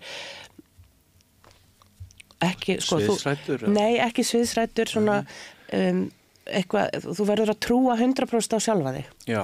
Og þú verður að trúa 100% á það sem þú stendur fyrir. Já. Og hann er með svo sterka rödd. Já. Og hann er með svo skýra sýn. Já. Og það er það sem gerir hann svo einstakann vegna þess að þann út í heimi það eru svo ofboðslega margir sem geta hreyft puttana rætt og alls konar. Já. En það vantar þennan hluta í þá. Það er einhvern veginn Er ólíklegt að brotin eða bæld sál geti orðið stórfenglegur píanóleikari? Vá, þú spyrir svo erfiðra spurninga. Það sem ég er að segja sko inn í það sem þú ert að benda á eða spyrja út í er að sko hans svona félagslega framkoma, karisma og allt og sko hann virðist hafa svo marga styrkleika. Einmitt, hann er líka svo örlátur sko. Hann er mjög örlátur. Hann er svo örlátur og svo hefur hann bara hann liggur svo mikið á hjarta. Já. Og það er svo gaman eins og ég sagði þér þegar við vorum að tala saman áður fyrir þáttina. Já. Ég sagði þér sko, ég hef tekið fyrst viðtal við hann, það var fyrir beina útsendingu frá Sinfóníuljóðstinni, það hefur verið 2003, þá var hann að spila Jón Nordal-konsertinn og þá hefur hann verið 18 ára eitthvað svo leiðis og talaði við hann sko og það var svo gaman að tala við hann. Já. Því að þá þegar var hann einhvern veginn allar þessar hugmyndir og talaði svo fallega tónlistina, hann var búin að einhvern veginn að krifja hana svo vel og skilda hana svo vel. Sko ég get ekki sagt hvað ég hef tekið mörg viðtöl við marga píanista í gegnum tíðina og þeir hafa ekkert alltaf eitthvað mikið að segja. Nei, en sjálfsagt inn í sér hafa þeir eitthvað mikið að segja. Þeir eiga mjög erfitt misauðvelt með að koma því frá sér. Sko. Þeir hafa náttúrulega nota tíma sinn til annars en að vera mikið að tala oft. Já, það svolítið svoleiðis og mér svolítið gaman, sko, ég veit ekki hvort það Víkinga þakka, en að því að hann hefur nýtt sér samfélagsmiðla svo vel. Já. Og bæði Instagram og Facebook og bara, samfélagsmiðla, ég nú ekki á þessu X eða hvað sem þetta, ég sé hann ekki þar. Nei. Þannig að en ég sé að það er svona aðrir svona frægir að fatta að þetta kannski eitthvað sniðugt, sko. Hann droppaði því, eða, hvað segir maður, hann sendi það út á öldum internetsins rétt eftir þrennuna í Hörpu að hann væri að fara að starfa með Vang sem nú engin smáræðis stærð í klassíska píanóheiminum og þá sem sagt sko segir hann fyrst frá því á samfélagsmiðlum í nokkrum orðum. Þannig að hans leið til þess að tala við sína aðdáendur og þá sem hafa áhuga á honum augljóslega samfélagsmiðlar. Já, algjörlega. Það ekki sjálfgefið einhvern veginn að menn noti þá miðla þegar þeir eru fólk eins og Víkingur Heiðar. Nei, einmitt, en hann kann vel að nýta sér þetta. Já. Og svo má náttúrulega ekki gleyma því að hann Víkingur alveg afskaplega vel giftur maður. Já, einmitt. Og það að eiga svona félaga í maka þínum sem að kannski maður getur, eins og maður segir aftur, að svona henda milli hugmyndum að hann fær þá eitthvað tilbaka. Einmitt. Þannig að ég get líka trúa því að hún Halla Oddný sé mjög mikill skörungur í þessu hjá honum, sko. Og mér finnst það mjög gott og hafi góðar hugmyndir. Mjög gott hjá að draga það fram því þau eru náttúrulega bara tím í þessu. Algjörlega. Algjörlega, og hafa gerðu þessa þætti líka því að sem líka sýnir sko hvaða Víkingur og þau bæði eru svona áfjáð í að miðla hlutunum, koma þeim skýrt frá sér, gerðu þannig út úr dúr þættina á sínum tíma. Hann sko, nú kann að vera að konsertpíanisti hafi nokkra ólíka möguleika þegar hann orðin jafn góður eins og Víkingur Heiðar algengt að þeir sökkvi sér í svona þemu eins og hann gerir og hann rauninni, manni finnst hann vera svolítið að skapa nýtt verk úr þessum eldgömlu Bach-nótum með sinni túlkun en við heyrum líka að hann kastar ekki til hendinni, það er væga sagt búið að hugsa þetta og þjálfa þetta allt saman jafnvel eins og það getur orðið. Algjörlega. Hans túlkun náttúrulega bara eina fjölmörgum, það eru til margar upptökur af þessu verki. Já. Og frægust náttúrulega kannski Gould. Já. Og Glenn Gould. Hann svona lyfti verkinu upp þannig að það er þekkt. Og þau voru fleiri, Rósanlind Turek var líka, Tatjana Nikolaeva og Marja Júdina í Sovjetríkjunum og svona ýmsir sem að hafa tekið þetta og þeir sem að eru þarna inn í þessum klassíska heimi flestir eiga sér einhver uppáhöld sko og eins ólíkar eins og sko Glenn Gould upptökunar eru þessi frá 55 og 81 með minnir að þá sko alveg að rífast, getur maður alveg séð fólk rífast hvor betur og hvers vegna og en það sem að mér fannst svo dásamlegt þegar ég var að hlusta á Víking þannig á Amal Steinmanns að vegna sem að maður svo fljótur einhvern veginn eða ég er svo fljóta einhvern veginn, já þetta er svona, ég fari einhvern svona samanburð. Að ég datt einhvern veginn alveg, ég bara, þú veist, ég fór ekki þangað. Ég fór bara einhvern veginn, ég hugsaði bara, já, svona á þetta að vera. Já. Veistu það, það er svo sjaldan sem þetta gerist, að ég einhvern veginn mér fannst öll tempóin sem hann valdi, tempóin á aríunni, tempó og meiri segja að sumir voru að tala um að sum tempó hefur verið allt og röð, ég bara hættu þessu, þetta átti að vera svona, þetta á að vera svona, en þetta á þetta ekkert að vera svona, bara, en þetta finnst mér alveg algjör hápunktur á Goldberg sem ég hef heyrt, verð ég að segja, já. Segi það bara hreint út klárt hér. Hvað segir þið? Er hann á toppi 10 eða 100 eða 5 í heiminum? Aftur erfið spurning. Já, hún svolítið ostaleg þessi. Þessi er svolítið erfið. Sko, það voru, já, þetta er svo smekksbundið, sko. Já. Það eru ofboðslega margir og hérna, en ef við ekki bara segja að hann sé búinn einhvern veginn að brjóta múrin, þannig að hann er komin upp í efsta lagið. Já, einmitt. Það sem er alveg fullt af fólki. Já, það er fullt af fólki. Það er fullt af fólki. Þannig ég þori ekkert að segja númer hvað hann er þar, sko. Nei. Og er þá fyrstur íslenskra píanóleikara sem alast upp hér á landi að minnstakosti. Já. Já, í þeirri röð. Og bara, já, ég veit ekki neitt meiri sem hefur alast upp einhvers þar annar staðar. Nei. Og ég á heldur önnur hljóðfæri. Horowitz, er það ekki rétt að hann hafi flutt með sér sérstakann flygil með léttum áslætti, að einhverju leyti tengdi að hafa með frekar svona flata fingraskrift? Já. Er ekki eitthvað til í þessu? Jú, svo segir sagan. Svo segir sagan. Og ég held að hún sé sönn. Já. Maður sá það sérstaklega vel í sjónvarsútsendingunni í Hröðuköflunum þarna í hérna Goldberg í síðustu viku hvað hann er komin langt með að hringa nánast hérna fingurna í Hröðuköflunum og ég hef ekki oft séð, kannski er maður ekkert vanur að vera að horfa á close-up á svona píanófingur.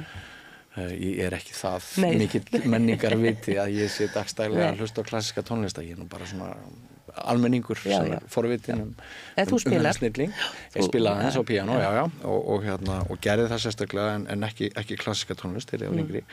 En sem sagt þetta með bógan og þetta með hans stöðuna og allt þetta. Já, þetta er eiginlega bara svona lógík, sko. Já. Vegna þess að ef þú ert með flata fingur, þar þarftu miklu meiri hreyfingu til þess að það er miklu meiri átök eða í raun og veru það er meira sem þú þarft að en leiðvart komið pínlitlar hreyfingar það er það sem að hérna svona maður reynir að eins og þegar maður er að kenna börnum að spila tónstega að nota pínulitlar hreyfingar ekki miklar og vera fljótur undir með þumalputtan sko og yfir og allt þetta þannig og ekki olbúan út þannig allt svona auka tekur bara orku þannig ég held að hann Víkingur sé alveg pottitt ekki að hugsa þetta núna þetta er bara orðið hluti á honum sko hann er örugglega ekki að hugsa best að ég gera þetta hér en hérna en hver veit, kannski gera það en þetta er afburða glæsileg þægni fallegar hendur líka. Fallegar hendur og styrkbreytingar eru náttúrulega sko, þær eru svo fullkomnar. Já. Og maður fann það svo vel í flutningi þessa verks í síðustu viku. Já. Hvaðar eru fullkomnar og svo kom þessi galdra augnablik með það þegar þú hægir pínlítið að setur áherslu að þetta er bara einhvern veginn allt rétt ég veit ég hljóma bara eins og einhver klappstýr eins og hann borgið mig fyrir að segja þetta en þetta er ótrúlega miklir töfrar á óbúslega mörgum sviðum Já, og þetta var svo litríkt þetta var sko að því að þú veist að hann endurtók allt sko endurtók hver tilbrigði þannig að hérna en einhvern veginn var þetta aldrei eins sko. Aldrei eins. Það var alltaf nýr litur á öllu. Einmitt. Og hann hefur nú þann sérstaka hæfileika að sjá tóna og hérna hvað heitir þetta tóntegundir í litum. Í litum. Hann er eins og Bubbi. Já, sér Bubbi líka svona. Já, tónlist er alltaf í litum hjá Bubba, já. Já. Einmitt. Hvað heitir þetta? Synesthesis, eitthvað svo lýs. Já. Að þegar það tvö svona skyn blandast saman, sko. Þetta getur líka verið, sko, bragðskyn, ef þú horfir á eitthvað orð, þá farið eitthvað ákveði bragð upp í þig. Já, ok. En þetta lítur, sko, að hérna, á einhvern hátt að hjálpa honum, sko, eða að hérna, að gera svona falleg litbrigði, verð ég að segja. Já, maður skildi ætla. Já. Jónas Sen, hann skrifaði hann á Vísi í morgun, þessa tónleika, fullt hússtiga. Já. Ég bauð Jónasi að koma hingað og spjalla við mig með þér. Hann átti ekki heimagengt en hann sendi mér smá umsögn sem ég mátti lesa og hann segir sko einstakur píanóleikari með mikið listrænt innsæi tæknilega séð hann mjög góður en ekki endilega sá besti í heiminum. Það eru til svo margir frábæri píanóleikarar. Hann hefur hins vegar gríðarlega persónutöfra og sérlega næmur á hvað virkar, hvernig tónlist vekur áhuga og fellur í kramið hjá áhörendum. Einhverju við þetta bæta? Nei, þetta bara... Eða ertu sammála? Já, nokkurn veginn, sko. En ég er ekkert endilega að hugsa, ég held ekkert endilega að Víkingur sé að hugsa hvað falli í kramið. Nei. Ég held ekki, sko. Nei. Ég held hann sé ekki að gæðjast neinum nema sjálfum sér, sko. Nei. Hann er ekki þannig karakter að hann fær eitthvað að búa til eitthvað bara af því það fellir í kramið. Nei. Hann gerir það fyrir eitthvað þannig. Já. Hann útbýr það þannig. Hann býr til nýtt kram. Já. Er það ekki? Jú, það er svolítið þannig og hann hefur verið að búa til svona konsept sem hafa virkað mjög vel svona eins og til dæmis þetta Debussy Rameau diskurinn sem hann gaf út. Já. Það ekki mörgum dottið í huga pota þeim saman á diski, sko. Nei, og sérðu margt líkt með Philip Glass og Goldberg tilbreyðunum? Nei, ekki beint svona, en það þarf fingra liburð í bæði verkin, sannarlega. Alveg. Þú ert sjálf búin að reyna það að sem sagt, þú hefur farið utan að læra píanó til framhaldsnáms og verið þar í umsjá kennara í Prag, var það ekki? Jú. Já. Ég var mjög heppin að sko ég var aldrei með einhverja drauma svona að verða einleikari? Nei. Mér leið aldrei vel á sviði. Nei. Mér fannst þetta alltaf svolítið kvöð. Já. En mér langaði hins vegar til þess að læra meira á píanó. Mér langaði að spila fleiri verk. Já. Og mér langaði einhvern veginn að sjá hvort ég hefði þetta í mér að svona geta æft mig. Já. Vera bara að æfa mig. Já. Og en ég var aldrei með einhverja svona svaka drauma að spila í Carnegie Hall, sko. Nei. Það var bara, þú veist, í einhverjum dagdraumum, sko, en það var aldrei neitt raunverulegt. En ég var mjög heppin og ég komst þarna til kennara sem tók mig í einkatíma og leiði mér síðan að fylgja sínum hópi. Hann var prófessor við akademíuna. Að því hann fannst ég eitthvað svo hana. Þannig að ég fekk að sækja píanótíma í svona ný uppgerða höll sem er eiginlega alveg við Karlsbrúna. Já. Og þar inni voru 2 stórir Steinway-flíklar. Hann satt við annan og ég við hinn og já, þetta var stórkostlegt ævintýri og eitthvað hef ég nú getað, eitthvað smá, því ég spurði hann, sko, hvort hann væri til í að taka mig annað ár, þá sagði hann ekki nei. Nei. Hann sagði já. Já. Og þarna hefur kynst, sko, krökkum sem vakna 5 á mótnana til að æfa sig. Já. Og bara til að ná svona herbergi, sko. Já. Ná góðu æfingaherbergi. Já. Og það var voða lítið, sko, einhvern veginn hægt að tala við þau annað en tónlist, sko. Þá var einhvern veginn bara, hvað ert þú að spila? Og já, ég er að spila þetta, já, hefur spilað þetta og það gekk allt út af þetta, sko. Já. Ég verð nú að segja, þú veist, mér finnst margt mjög skemmtilegt, ekki bara að spila píanó og þú veist, þó það sé mjög skemmtilegt, sko. Því meira afrek finnst manni alltaf þegar Íslendingur getur einbeitt sér að einhverju einu Já, og náð svona stórkostlegum árangri. Því við höfum öll tækifæri til að lifa í rauninni, ekki öll fyrirgeðu, mörg okkar hafa tækifæri til að lifa breiðu, fjölbreyttu og ríkulegu lífi. Og þá svolítið freistandi að vera svona bara pínugóður í þessu og pínugóður í þessu og pínugóður í þessu og svo einhvern veginn bara sullast maður í gegnum lífið. Akkurat, eins og oft núna sko að krakkar að mér virðist, það alltaf að aukast að þau eru alltaf að fá að vera í fleiri og fleiri sko tómstundum. Já, einmitt. Þú veist, krakkarnir sem eru hjá mér, þau eru sko í körfubolta og fimmleikum eða fótbolta og þessu. Og foreldrarnir oft með á kantinum. Já, og svo einhvern veginn, svo hafa þau alla tíma til þess að skjótast í píanutíman, sko. Nei, ég myndi. Þannig að akkurat ég skil. Þetta verður svolítið mikið, sko. Og það voru erfitt að einhvern veginn að ná að einbytta sér í einu, sko. Já. En ekki langflestir svona yfirburðar hljóðfæraleikarar börn hljóðfæra fólks? Það vill loða svolítið við, jú. Það er svolítið svolítið, sko, ef maður lítur yfir flóruna, bæði, einmitt, það er svolítið svolítið, sko. Já. Og þetta er svona eitthvað það sem að þú hefur bara fengið með móðumjólkinni eða, Ég til dæmis, ég er ekkert að spila en ég man eftir að amma tók mig á bara sem litla fóru við á tónleika hjá tónlistafélaginu í Östurbæbíái og þannig að það var svona mitt uppeldi og svo náttúrulega mátti hlusta á Rás 1 var alltaf verið að spila klassíska tónlist. Það var náttúrulega engin sípilja þar þá. Nei.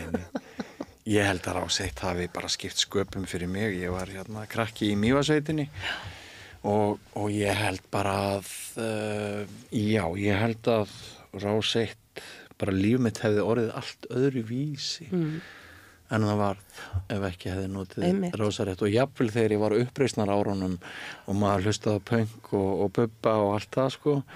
Þá svona hélt maður samt framhjá og mikið hrættanum fallegt. Nákvæmlega, en þú sérð þetta svona eins og þessi útsending frá þessum tónleikum sem að ég ætla bara að fá að þakka Ríkisútvarpinu fyrir sem var alveg frábært. Þetta er svo sterkur miðill og að fá svona heimsendingu það skiptir svo miklu máli. Og ekki síst þegar maður sko skynjar, þú ert alveg með mér í liði, þú hefur fundið það hvernig þetta stækkar senuna einhvern veginn. Já. Og maður er að sjá svona ótrúlegasta fólk pósta og tala um þetta. Sko. Það er nefnilega þannig. Já. Ég held að það sé svolítið cool að klassísk tónlist í augnablikinu er alltaf cool. Sem að vera cool. Já. Það væri nú að skemmtilegt. Það væri nú að gaman. En svo því. Því að mér finnst nú svolítið svona einhvern ládeyða, verð ég að segja. Já. Að minnst þú kosti í umfjöllun. Það er engin ládeyða á tónleikum. Nei. Það eru tónleikar að stuði upp á hver dag sem maður getur farið á. Já. Ég ætla hún líka bara að segja það frá einn brjósti að eins og með Idol-keppnina á Stöð 2. Já. Mér sýndist að það vera 90% umbúðir, sko, og 10% tónlistarkeppni. Bara búningarnir, útlitið, þú veist allt þetta. Það er bara mín skoðun. Ég er gamall maður úr sveitinni. Ég má halda henni fram. Einmitt. Svo tölum ekkert hína keppna heldur. Ég er endar misti af henni. Já, misti af henni líka. Já. En manni hefur fundist hún sigla svolítið í svipað átt. Það er svolítið svolítið. Já, og þess vegna er maður svo glaður yfir því að eitthvað sem við getum talað kjarna í lífinu, eitthvað sem snertir okkur djúft og inni og fær okkur til þess að hugsa öðruvísi. Akkurat. Því að þannig var reynsla mín af því að hlusta á Víkingaðir síðustu viku. Já, og hugsaði, svo er þetta bara svona upphafið, sko. Svo er þetta upphafið. 40 ári viðbót fáum við.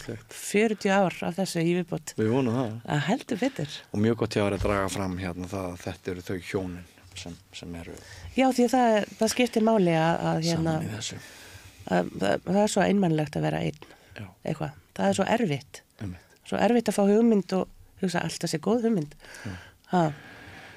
Ardís, ég er búin að hlusta á röddina þína í meira en 25 ára en þetta er í fyrst skipti sem ég hitti þig. Þakka þér kærlega fyrir að koma hérna í beina útsendingu á Samstöðina. Já, takk fyrir mig. og bara við segjum áfram Víkingur og höldum áfram að fylgjast með honum. Heldur betur. Og þú heldur áfram í þínu. Já.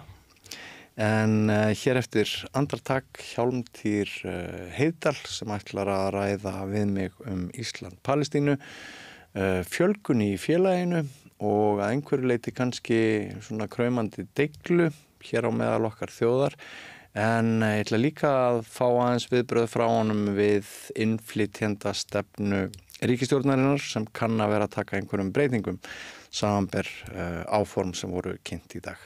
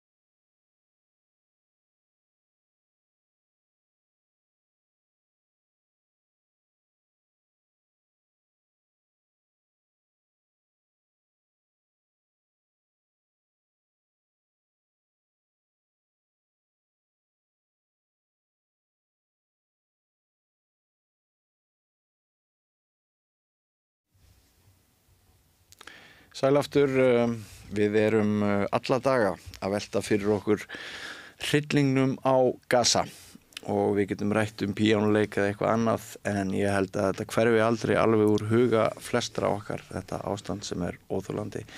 Fengið góðan gest hér í beina útsendingu til okkar í kvöld til þess að fjalla aðeins þessi hörmulegu mál og hvað Íslendingar er að gera. Hjálmtýr Heiðdal, komdu sæll og blessaður og velkomin til okkar. Takk. Þú veitir félaginu Ísland-Palestína forstöðu, má ekki segja? Jú, ég er formaður. Þú ert formaður. Og þar á bæ hefur verið nokkur uppgangur, er það ekki núna? Jú, það má náttúrulega segja það kom ekki beint á góðu. Nei, það kemur ekki til að góðu. En eftir að þessi atburðir byrjuðu þarna 7. október, þá fór félagið strax af stað með aðgerðir, göngur og fundi og tónleika og kertafleitingu og mótmæli bæði við ráðherrabústaði, við bandaríska sendiráði, við þingið og það er fjölmargar göngur búin að vera. Og það er fjölga skart í félaginu. Það er komið upp í rúmlega 1400 manns. Já. Og í gær settum við í loftið nýja heimasíðu sem hefur verið leið í láginni síðan 2017. Og það bara gerðist leið og hún komst í loftið að það komið bara 23 nýjir félagar sem skráðu sig. Þannig að hún gerði það gott. Er þetta ungt fólk? Já, það er það vissulega og kvenfólk yfirgnæfandi. Það er nefnilega. Það er mjög áberandi og líka í starfi félagsins og í göngunum og það er mjög mikið af ungum konum. Ég er gamall í hetjunni, ég tók þátt í baráttunni gegn Víetnamstríðinu á sínum tíma þegar ungt fólk gekk í alls konar hreyfingar og göngur og mótmæli og eins og frægt var. Maður veit ekki hvort það er frægt enn. Já, allavega tengi ég við það. Já, en Ingibjörg Sólrún Gísladóttir, hún sagði við mig þarna í háskólabíónum á laugardaginn að þetta væri svona svipað fyrir þessa kynslóð og Víetnamstríðið var fyrir okkar kynslóð. mér finnst það alveg sem sagt gild samlíking og ég kannski eftirlegu kind. Já, það er stóru og litli og það eru þeir sem voru fyrir og hinni sem koma, þannig að já, það er í sitt hvað sem má líka þessu saman. Já, og hérna það er sem sagt nokkuð öflugur uppgangur og það er ekkit lát á, enda er náttúrulega enn mikið að gerast á Gaza og á Vesturbakkanum og þetta eru náttúrulega hryllilegi hlutir eins og vorum bara að sjá í sjónvarpsfréttunum í kvöld með varnæringuna og þessi rosalega ógn sem að vofir yfir og heimurinn virðist ekki vera í stakk búinn til þess að grípa inn í. Nei. Og í staðinn þá er bara eins og Bandaríkin, þau styðja þetta beinlínis, þau stöðva tilraunir til þess að sitja á botni og hlýja. Já, og þar varð ég vitni að því fyrradag í New York að þar fara svona einhverjir vagnar og málstaður Ísraela, hann hljómar í hátalarakerfinu, það hefur verið að tala fórnarlömb, ísraelsk fórnarlömb. Já. Þannig að áróðursmaskinurnar eru náttúrulega á fullu. Já, það er náttúrulega sérstaklega kannski í Bandaríkjunum og örfáum Evrópulöndum, en hér á Íslandi er almenningur mjög hlindur málstað Palestínumanna og þó svo það hafi verið reynt að gera þá að djöflum í mannsmynd. Já. Og Hamas er sem sagt það má ekki segja Hamas sumstaðar, að þá hefur fólk séð í gegnum þetta. Já. Af því það þekkir söguna, það er ekki eins og Guðlaugur Þór sagði daginn, þetta hófst 7. október og hann aðalritari Sameinuðu þjóðanna Guterres, hann fekk skammir fyrir að benda á að þetta kæmi nú ekki úr lausu lofti. Og þeir sem hafa kynnt sér þessa sögu, þeir vita að þetta er náttúrulega afleiðing af áratuga kúgun, brotthrakningu fólks úr heimilum sínum, eyðileggingu þorpa. Þeir byrjuðu 1948 með að eyðileggja 513 þorp og það var gert til þess að tryggja það að fólk, flóttamennir frá þessum þorpum, palestínumennir, kæmust ekki tilbaka og þannig var brotið á þeirra rétti sem er réttur allara flóttamanna. Það er þegar stríði líkur að þá eiga menn að geta snúið tilbaka. En það er allt öfusnúið í sambandi við Ísrael. Þeir eru sem sagt án þess að nokkuð tíman sé gert eitthvað í því að beita á einhvers svona refsingum, efnaðslegum eða öðrum, að það gerist ekki og þess vegna í nokkurri vissu halda þeir áfram að gera það sem þeir eru að gera. Eiga er ekki bara svo stóran hluta af kerfunum í heiminum? Ég veit ekki hvort það sé hægt að segja það, sko. Það eru náttúrulega miklir sameiginlegir hagsmunir. Það er á vissum sviðum, sko, sem að Ísrael er leiðandi. Það er til dæmis í framleiðslu alls konar njósnabúnaði og eftirlitsbúnaði með fólki. Hergögnin þeirra, þau eru, eins og þeir segja sjálfur, við seljum hergögn sem eru þaulreind. Þeir eru bara með Palestínu eins og svona tilrauna, lifandi tilraunadýr og þetta er mjög einkennilegt að segja þetta, en þetta er það sem þetta er raunveruleikin. Já. Hvað skóp þinn áhuga á því að styðja Palestínumenn á sínum tíma? Já, það er þannig að ég, eins og ég segi, var virkur í Víetnam-hreyfingunni og sem var andheimsvelda sinnuð hreyfing og þá var mikið að gerast í Afríku og víða heim þjóðir að brjótast undan nýlenduveldunum og öðlast frelsi á þessum tíma. Og Víetnam var náttúrulega mjög stórt mál þar sem Bandaríkin voru að reyna að hindra að Víetnamar fengju það frelsi sem þeir vildu og það gerist sem sagt í framhaldi af því sem sagt að Víetnamstríðin svona má segja ljúki 1975. Já. Og það er sama ár sem að nokkrir góðir vinir mínir úr maóistarhefingunni sem að við starfræktum hérna tíma. Já. Þeir fóru til Líbanon. Já. Og þar var náttúrulega fullt og er fullt af palestínskum flóttamönnum sem eru ríkisfangslausir. Já. Og meðal annars fólki sem var seinna myrti fjöldamorðin í Shatila og Sabra. Já. Flóttamannabúðunum. Þessir vinir mínir, þeir fóru þarna og þeir komust í kynni við Palestínumenn og kynntust þeirra kjörum og þeir komu hingað heim með fullt af upplýsingum og efni til þess að kynna þennan málstað og ég hjálpaði þeim við að útbúa blað sem hétt Palestína og því ég er menntaður auglýsingateiknari og vanur að brjóta blöð og svona þannig að ég notaði þá þekkingu mína og þá í framhaldi af því þá fór ég að kynna mér þetta betur og síðan hef ég eiginlega verið svona með að sinna þessu, kynna mér þessi mál og ég hef farið tvisvar, ég hef komið á Gaza, ég kom til Gaza 2009 stuttu eftir stóra árásina sem var þá og ég hef farið á Vesturbakkann og fyrst fór ég til Ísrael til þess að gera heimildamynd Íslending sem að Nikolás Bergsson sem fór þarna árið 1050 pílagrimur, það var fyrsta skipti sem ég kom þarna og þá sá maður, það var intifatan seinni ekki skollin á. Við erum það rétt áður. Það hefði náttúrulega breytt miklu ef við hefðum komið þá. En þarna virkaði allt voðalega eðlilegt þó að maður sæi allir þessa hermenn og allt það. Þá var svona tiltölulega rólegt ástand. Og ég hélt bara áfram að kynna mér þessi mál og ég gekk í félagið og ég var í stjórn þess lengi og svo ákvaði ég að gera heimildamynd þessi mál og þátt Íslendinga því að margir Íslendingar voru mjög ánægðir með okkar þátti að koma Ísrael á koppinn.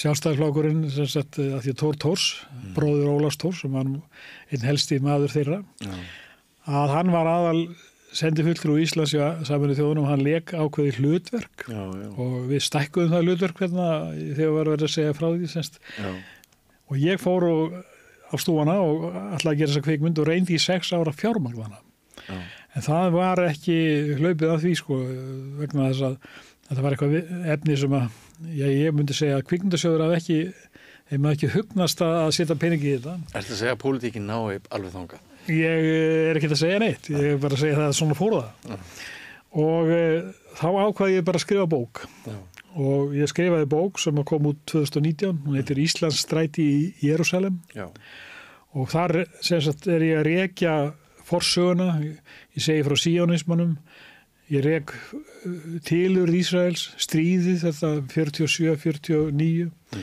og hvernig þetta var framkvæmt hjá Sameinuðu þjóðunum. Allsherjarþingið braut alla reglur Sameinuðu þjóðana og með því að það var mikið bagtældamakk og snúið upp á hendur og fólki og ríkjum hótað. Þannig höfðu Bandaríkin þetta í gegn að þeir náðu tilætluðum árangri sem var sem sagt að fá held ég 2/3 atkvæða og það var gert með alls konar óhugnarlegum hótunum og bagtjaldamakki og þetta Íslendingar tóku náttúrulega þátt í þessu vegna þess að þeir trúðu öllu bullin síónismann. Þeir trúðu að þarna væru gyðingarnir að fara heim og þeir vissi ekki að Palestínum væru til virðist vera. Það ekki fyrir kringu 1980 eitthvað sem Íslendingar fatta það að þarna var eitthvað fólk, einhverju frumbyggjar fyrir.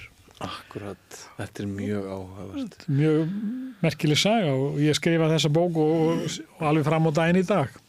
Einmitt. Og svo hún komin út á ensku og núna eftir 7. október þá bætti ég aðeins við hana og þannig að hún nokkuð ítalegri enska útgáfan, heldur íslenska. Já, einmitt.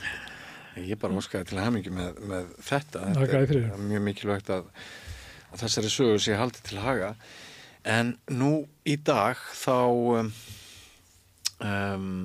reyndi ríkisstjórnin að telja Íslendingum trúum að hún væri samstíga í nýrri innflytjendastefnu, maður getur sagt sem svo, en maður þarf ekki nema bara sjá viðtölun við ráðherrana að það það má ætla að hlums vinstrigrænir hafi að einhverju leyti orðið undir með að við þeirra málflutning að minnskosti fyrir kostningar alla jafna. Hver er svona þín sýn á þessi tíðindi sem hafa birst okkur í dag? Já, það er heilmikill fagurgali í kringum þetta. Það er svona ýmis markmið sem eiga að bæta ástandið og það er aldrei svona að Vinstri grænir hafi fengið misskosti umbúðunar, að við sjáum umbúðunar. En ég held að Guðrún Hafsteinsdóttir hafi nú aðeins sýnt okkur innihaldið, af því að hún til dæmis segir beint út að við minnir að sér 37. greinin þarna í lögunum sem að verði fellt niður. Það þrengir mjög möguleika fólk sem hefur tengslu í Ísland og síðan á að breyta lögunum fjölskylduaðlögun, fjölskyldusammenningu segir ég. Og það er svona eitt og annað sko sem að ég held að hið yfirlýsta markmið sem að kemur þarna frá Guðrúnu og sjálfsagt fleirum að þetta sé gert til þess að fækka möguleikum flóttafólks og hælisleitenda hér á Íslandi. Já, það er verið að loka dyrum á hælisleitendur en kvóta flóttafólk það verði ráðandi. Það er náttúrulega, sko, við höfum náttúrulega tekið inn með löngu millibil, við tókum Ungverina 1956, Víetnamarnir 79 og þannig að það er svona, það er ágætismál að taka fólki sem er illa statt, eins og palestínufólki sem var 2008 var sótt hann í eyðimörkina, palestínskar mæður með eitthvað 20 börn sem fóru upp á Akranes. Það er mjög gott framtak. En sko núna, það er tvennt í þessu, sko, annars er verið að þrengja lögin og það er talað um að spara peninga. En þetta er líka... Svo að nota peningin sem sparast í að auka á inngildingu nýju gestana, segja þau. Já. En þetta er líka, það er verið að spila þarna á fordóma. Það er verið að segja, við erum að beita meiri hörku og það er eins og Bjarni Ben þegar hann byrjaði hérna með tjaldbúa ummælin. Það er þessi hvað ég að segja kjósendahópur sem að er kannski mest fordómum hlaðinn og tjáir sig hvað verst á þessum samfélagsmiðlum. Það er fólk sem er fordómafullt og það er mikið rasíska tendensa. En svo er það líka annað að það er óskup eðlilegt að fólk sé hrætt þegar að miklar þjóðfélagsbreytingar eru að gerast. Og það er voðalega auðvelt að hræra í hrættu fólki. Og við sjáum það til þess með Sigmund Davíð og það sem að Sjálfstæðisflokkurinn er líka að gera. Það er verið að reyna að vinna einhver stig með því að ekki að fræða fólk og reyna að halda hlutunum svona dálítið sönsuðum, heldur að þess vegna frekar að ala á ótta og fordómum. Og það er til dæmis eins og hann gerði hérna Páll Magnússon í Vestmannaeyjum. Hann alhæfir, það er samband við einhverja palestínumenn sem voru í hnífabardaga. Og síðan er til dæmis einn prófessor í háskólanum sem skrifaði grein í hérna Morgunblaðið helgina. Hún er mjög rasísk. Það er rauninni sagt fólk frá ákveðnu löndum að því sé ekki treystandi það sé hættulegt. Og nú er líka talað um að hinga flóttafólki sem er með fjölskyldusameiningar samþykktirnar og er inn á Gaza. Af hverju eigum við verið að hleypa þeim inn? Það getur verið einhverja Hamasliðar. Nú ég held að þetta er svona aðalega börn og konur og eldra fólk. Hamasliðarnir eru uppteknir yfir allt annað og það er verið að reyna að drepa þá en hérna, þeir eru ekki að komast úr landi. Ísraelar fylgjast vel með. Já, maður tekur líka eftir í hvað er ekki nefnt, sko. Það er talað um 18 milljarða fórnarkostnað vegna flóttafólks hælisleitenda og ásóknar hingað en sko fólk er ekki að nefna allan virðisaukan og öll verðmætin sem hafa orðið til af öllu því fólki sem hefur komið hingað og í rauninni heldur upp í bara íslenska þjóðarbúskapnum, erlent vinnuafl. Já, sko við töldum að ferðaþjónustan hafi bjargað okkur út úr kreppunni. Já, það er það er sagan. Nú, hverjir hafa haldið henni uppi og gert þetta mögulegt og hvernig er með byggingariðnaðinn? Þú sem bara segjum ríkisvaldi, það er náttúrulega hlynnt því að hinga komið fólk til þess að fylla í allar þessar eyður sem náttúrulega þessi litla fámenna þjóð getur ekki fyllt, gæti ekki haldið út þessu samfélagi og atvinnu þáttaka flóttafólks og hælisleitenda, hún er mjög góð ef þeir fá annað borða að vinna. Nú hinga kemur alveg koma 20.000 til þess að vinna, ekki til að setja stað vegna þess að þeir koma og fara. Það er ekki nema lítið hluti sem sér stað. En svo er allt þetta innviða sprengingatal. Ríkisstjórnin býður hingað, hún opnar landið fyrir 2 hópum og vill loka því fyrir öðrum hópum. En það eru ekki þessi hópar sem er verið að loka á sem eru þeir sem að nýðast mest á innviðunum þó að kosti ákveði að taka á móti þessu fólki og það er nú kannski kostnaðurinn er nú kannski aðalega út af því hvað kerfiði vinnur illa. Það virðist vera. En þetta er ekki margir sem er að koma fyrir utan þetta fólk sem er að koma hingað til starfa í gegnum EES og aðrir sem að koma hingað og það er reynd að tala með þessum nýju tillögum að það er að auðvelda fólki að geta stundað vinnu samkvæmt síni menntun. Jú, það er alltaf að horfa eitthvað meira til menntunarstigs. Já, það er nú verið eitt vandamálið að geta verið sérfræðingar í heilaskurðlækni sem er að skúra á Landspítalanum, ég segir svona. Já. En það er allavega... Það eru einhverjir tannlæknar að skúra gólf í Reykjavík. Já. Ég veit það. Og það er náttúrulega til bóta ef það stemt að því að þetta verði lagað. Já. En á kostnað þess að fullt af fólki sem að þarf á hjálp að halda, því verður ekki hleypt að. Nei. Það er svona, held ég, megin markmiðið. Og þá er þau, eins og ég sagði áðan, þau er að gera vissum hópum í þjóðfélaginu því að gera þau jákvæðari gagnvart sínum flokki. Já. Og Sigmundur Davíð, hann er náttúrulega búin að synda lengi í þessu og hún Inga Sæland, hún kom ótrúlega einkennilega inn, hún vildi bara banna stöðva alla hælisleitundur og loka landinu og hún er sjálfsagt að reyna að spila á einhverja kjósendahópa sem að hún heldur að grípi það á lofti. Já. Og það er sama með Sigmund Davíð, hann segir reyndar að hann nefnilega kemur frá hægri. Já. Að þessu nýju lögum sem er að vera undirbúa. Hann segir þetta er allt VG, þetta er draumalisti VG. Hann horfir þá bara á þessar umbúðir sem við fáum að sjá sem verður alltaf að sömuleyti bara ágætar. En svo er hann kannski líka bara klókur eins og þegar sjálfstæðismenn er alltaf að hamast í fréttastofu RÚV og telja hana svo vinstri sinna. Já.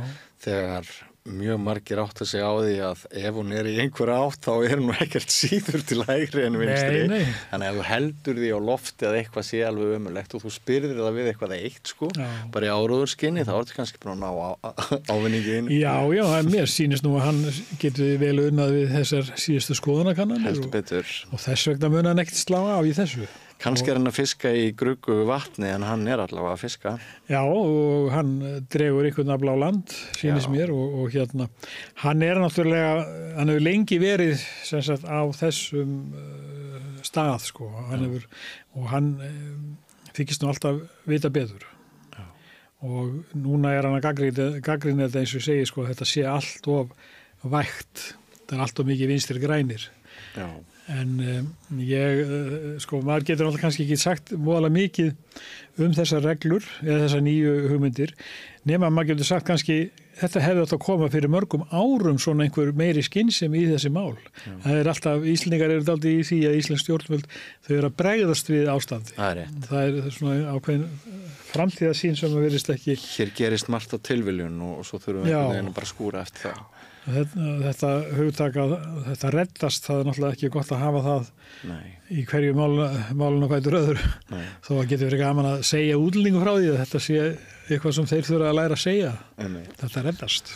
En það er gott að mannúðarsamtökum er að vaksa ásmegin eins og við ræddum hér í upphafi samtalsins og þakka þér kærlega fyrir að koma og og varpa hér ljósi á magnaða sögu. Þú hefur marga fjöruna sopið í áratuguna rás í þessum efnum og verður við ekki bara að fara bjartsýnir inn í nóttina þrátt fyrir allt eða hvað, en betri tíma? Jú, ég nokkuð glaður með það hvað okkar starf, það hefur haft áhrif. Ísland hægt að sitja hjá Sameinuðu þjóðunum og þessi sendinefnd sem fór til Kaíró, hún náttúrulega vegna þess að þessar hugrekku konur sem fóru, þeir þvinguðu rauninni fram þessa aðgerð hjá utanríkisráðuneytinu, en við náttúrulega ekki búin að sjá neitt hvað úr verður, en allavega. Þannig að það þarf að berjast. Heldur betur. Við höfum það bara að loka orðin hér við rauða borðið í kvöld. Það þarf að berjast og það hefur reyndar komið fram í fleiri viðtölum hér á undan. Við þurfum að láta til okkar taka í umhverfismálunum og sitt hvað er ónefnt í þeim efnum.